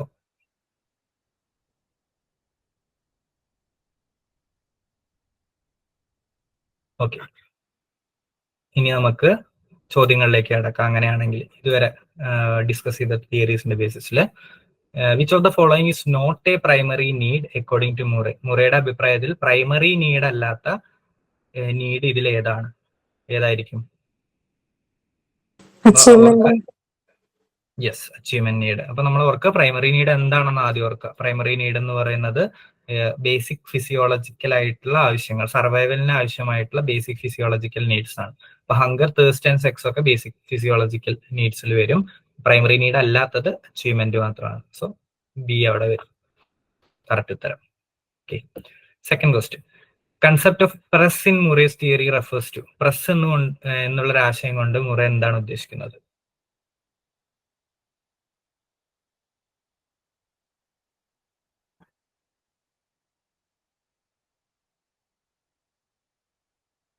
എന്തായിരിക്കും ഉത്തരം? ഡി ആണോ സാറേ? Yes, D. ഡി ആണ് ഉത്തരം. ഡി ആണ് ഉത്തരം വരുന്നത്. കാരണം എന്താ, നമ്മൾ പറഞ്ഞു പ്രസ് എന്ന് പറയുന്നത് ഇപ്പൊ കോസ് ആൻഡ് ഇഫക്റ്റ് എന്ന് പറയില്ലേ, കാര്യകാരണം എന്ന് നമ്മൾ പറയും. ഇപ്പൊ ഈ നീഡ് ഉണ്ടാക്കാനുള്ള കോസ് എന്താണോ അതിനെയാണ് ഹെൻറി മോറെ പ്രസ് എന്നുള്ള ടേം കൊണ്ട് ഉദ്ദേശിച്ചത്. ഇപ്പൊ ഈ നീഡ്സ് ഉണ്ടാക്കാൻ ഇൻഫ്ലുവൻസ് ചെയ്യുന്ന എക്സ്റ്റേണൽ ഫാക്ടേഴ്സ് എന്താണോ അതിനെയാണ് ഈ ആശയം വെച്ചിട്ട് പ്രസ് എന്ന് മുറെ വിളിച്ചത്. സോ ഇവിടെ കറക്റ്റ് ഉത്തരം വരുന്നത് എന്താണ്? External factors that influence the activation of needs. Okay, ഇത് കോൺഷ്യസ് ആവാം, അൺകോൺഷ്യസ് ആവാം, രണ്ടും ആവാട്ടോ, ആവാൻ പറ്റില്ല എന്നല്ല.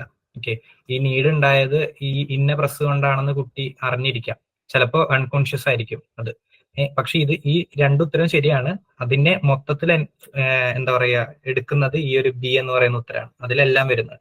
ഓക്കെ, കോൺഷ്യസും ആവാം അൺകോൺഷ്യസും ആവാം എന്നുള്ളത് ശരി തന്നെയാണ്. പക്ഷെ ആ പ്രസിന്റെ ഡെഫിനിഷൻ എന്ന് പറയുന്നത് എന്താണോ അതിന് കാരണം ഉണ്ടായത് അത് എന്നുള്ളൊരർത്ഥം. ഓക്കെ, ഇനി next question. A person with a high need for affiliation is likely to എന്താണ്? അത് ജസ്റ്റ് ഒന്ന് ഞാൻ ആ നീഡ്സിന്റെ ലിസ്റ്റിൽ നിന്നിട്ടാണ്. അഫിലിയേഷൻ എന്ന് പറഞ്ഞാൽ ഈ അഫിലിയേഷൻ റിലേഷൻഷിപ്പ് ഒക്കെ ഉണ്ടാക്കാനുള്ള ടെൻഡൻസിയാണ്. അപ്പൊ നീഡ് ഫോർ അഫിലിയേഷൻ ഉള്ള ആള് ഇതിൽ ഏത് രീതിയിലാണ് പ്രവർത്തിക്കാൻ സാധ്യതയുള്ളതെന്നാണ് ചോദിക്കുന്നത്. സി ആണോ?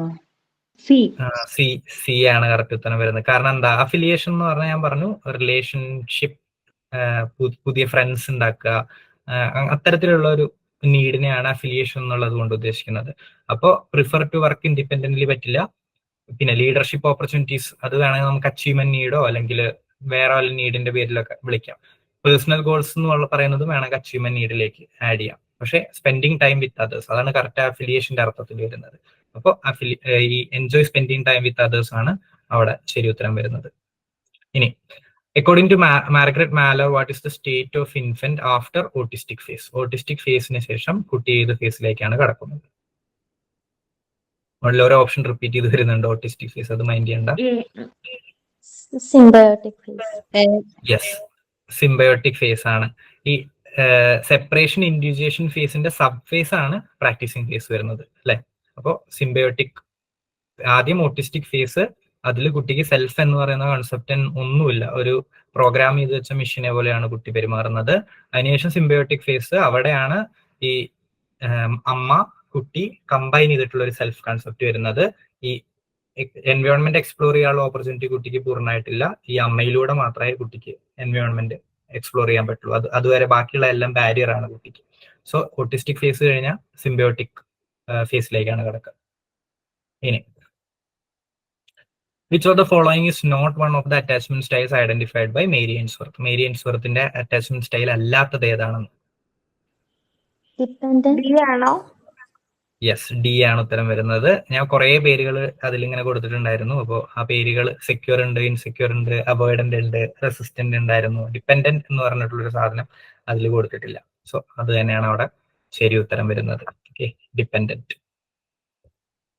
അടുത്തത്, an infant who shows distress upon separation from the caregiver but is easily comforted upon reunion. ഈ കുട്ടിക്ക് ഏത് അറ്റാച്ച്മെന്റ് സ്റ്റൈൽ ഉണ്ടാവാനാണ് സാധ്യത? Secure attachment. Secure attachment. നമ്മൾ പറഞ്ഞു അമ്മ പോകുമ്പോൾ ഡിസ്ട്രസ് കാണിക്കുന്നു, പക്ഷെ അമ്മ തിരിച്ചു വരുമ്പോൾ കംഫർട്ട്, സന്തോഷമൊക്കെ കാണിക്കുന്ന തരത്തിലുള്ള അറ്റാച്ച്മെന്റ് സ്റ്റൈലിനെയാണ് സെക്യൂർ അറ്റാച്ച്മെന്റ് സ്റ്റൈൽ എന്ന് പറയുന്നത് എന്ന് ഓൾറെഡി നമ്മൾ ഡിസ്കസ് ചെയ്തു. കൺഫ്യൂഷൻ കാണിക്കുകയാണ്, ഇറാറ്റിക് ബിഹേവിയർ, പ്രെഡിക്റ്റ് ചെയ്യാൻ പറ്റാത്ത ബിഹേവിയർ കാണിക്കുകയാണ്, അമ്മ വരുമ്പോൾ തിരിച്ചോടുക, പേടിച്ചോടുക, അതിനെയൊക്കെ ഡിസോർഗനൈസ്ഡിൽ ആഡ് ചെയ്യാം.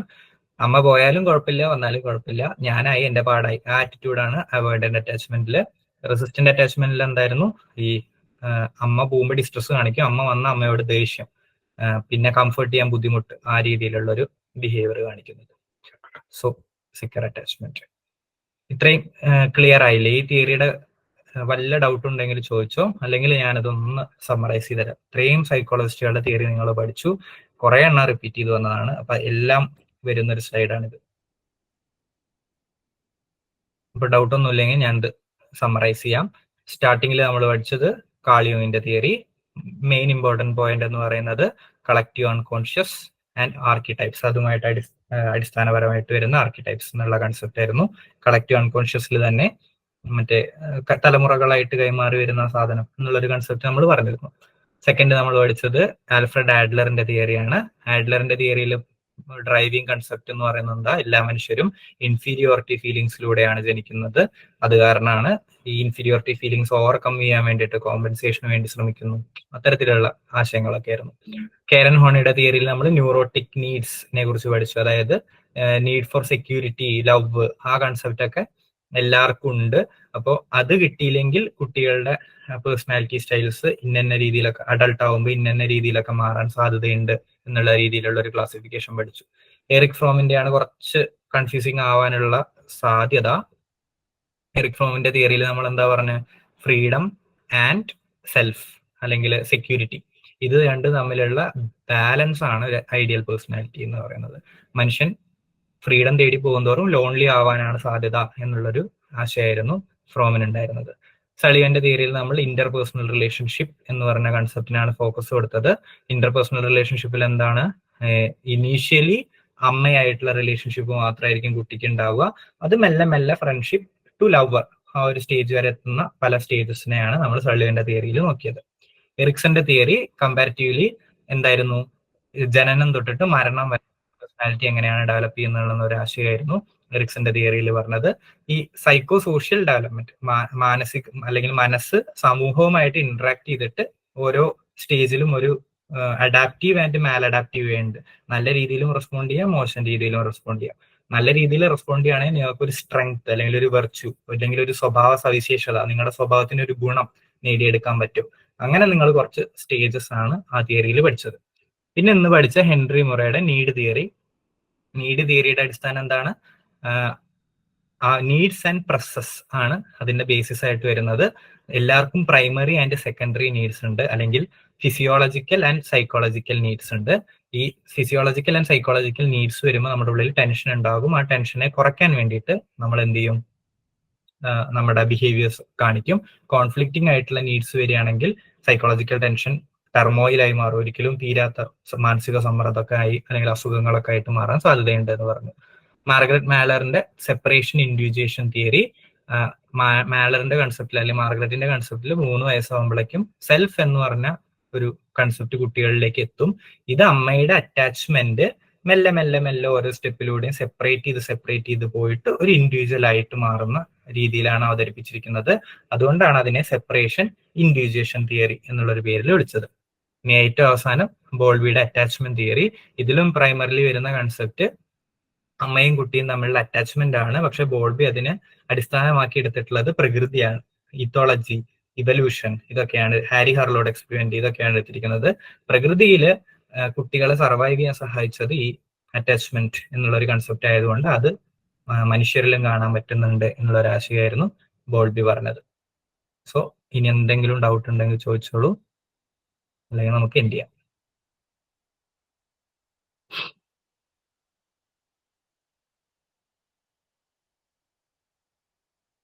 അടുത്ത് നമ്മൾ എടുക്കാൻ പോകുന്നത് ഈ ബിഹേവിയറൽ പെർസ്പെക്റ്റീവ് പറയുന്ന ഒരാശയമായിരിക്കും. അതിനെക്കുറിച്ച് നമുക്ക് കൂടുതൽ ഡീറ്റെയിൽ ആയിട്ട് നെക്സ്റ്റ് ക്ലാസ്സിൽ ഡിസ്കസ് ചെയ്യാം. ഇതിൽ നിങ്ങൾക്ക് സിലബസിൽ 3 തിയറിസ്റ്റുകളുടെ പേര് വരുന്നുണ്ട്, 3 വരുന്നുണ്ട്. ഡൊളാർഡ് ആൻഡ് മില്ലർ 2 പേരാണ്, അവരുടെ ഒറ്റ തിയറി ആയിട്ട് പഠിക്കും. പിന്നെ എനിക്ക് തോന്നുന്നു സ്കിന്നർ എന്ന് പറഞ്ഞൊരു ആളുടെ വരുന്നുണ്ട്. ആൽബർട്ട് ബാൻഡുറ എന്ന് പറഞ്ഞ ഒരാളുടെ വരുന്നുണ്ട്. ആൽബർട്ട് ബാൻഡുറ സിലബസിൽ തന്നെ റിപ്പീറ്റ് ചെയ്തിട്ട് social cognitive theory of personality എന്ന് പറഞ്ഞ സെക്ഷനിൽ വീണ്ടും വരുന്നുണ്ട്. അപ്പൊ ഈ ആൽബർട്ട് ബാൻഡുറ ഞാൻ ഈ ബിഹേവിയറൽ പെർസ്പെക്റ്റീവിൽ എടുക്കില്ല, കാരണം ഈ ഒരു പെർസ്പെക്റ്റീവിനോട് ചേർന്ന് നിൽക്കുന്നതല്ലാതെ അതിനെ ഞാൻ സോഷ്യൽ പെർസ്പെക്റ്റീവ് എടുക്കുമ്പോൾ കുറച്ചും കൂടി ഡീറ്റെയിൽ ആയിട്ട് എടുക്കാം. ഇപ്പൊ നമ്മൾ ബിഹേവിയറൽ പെർസ്പെക്റ്റീവിൽ നെക്സ്റ്റ് ക്ലാസ്സസിലൊക്കെ നോക്കാൻ പോകുന്നത് 2 പേരുടെ തിയറി ആയിരിക്കും. മേജർ ആയിട്ട് Dollard and Miller and B O Skinner. അപ്പോൾ അതെന്താണെന്ന് നമുക്ക് നെക്സ്റ്റ് ക്ലാസ്സിൽ നോക്കാം.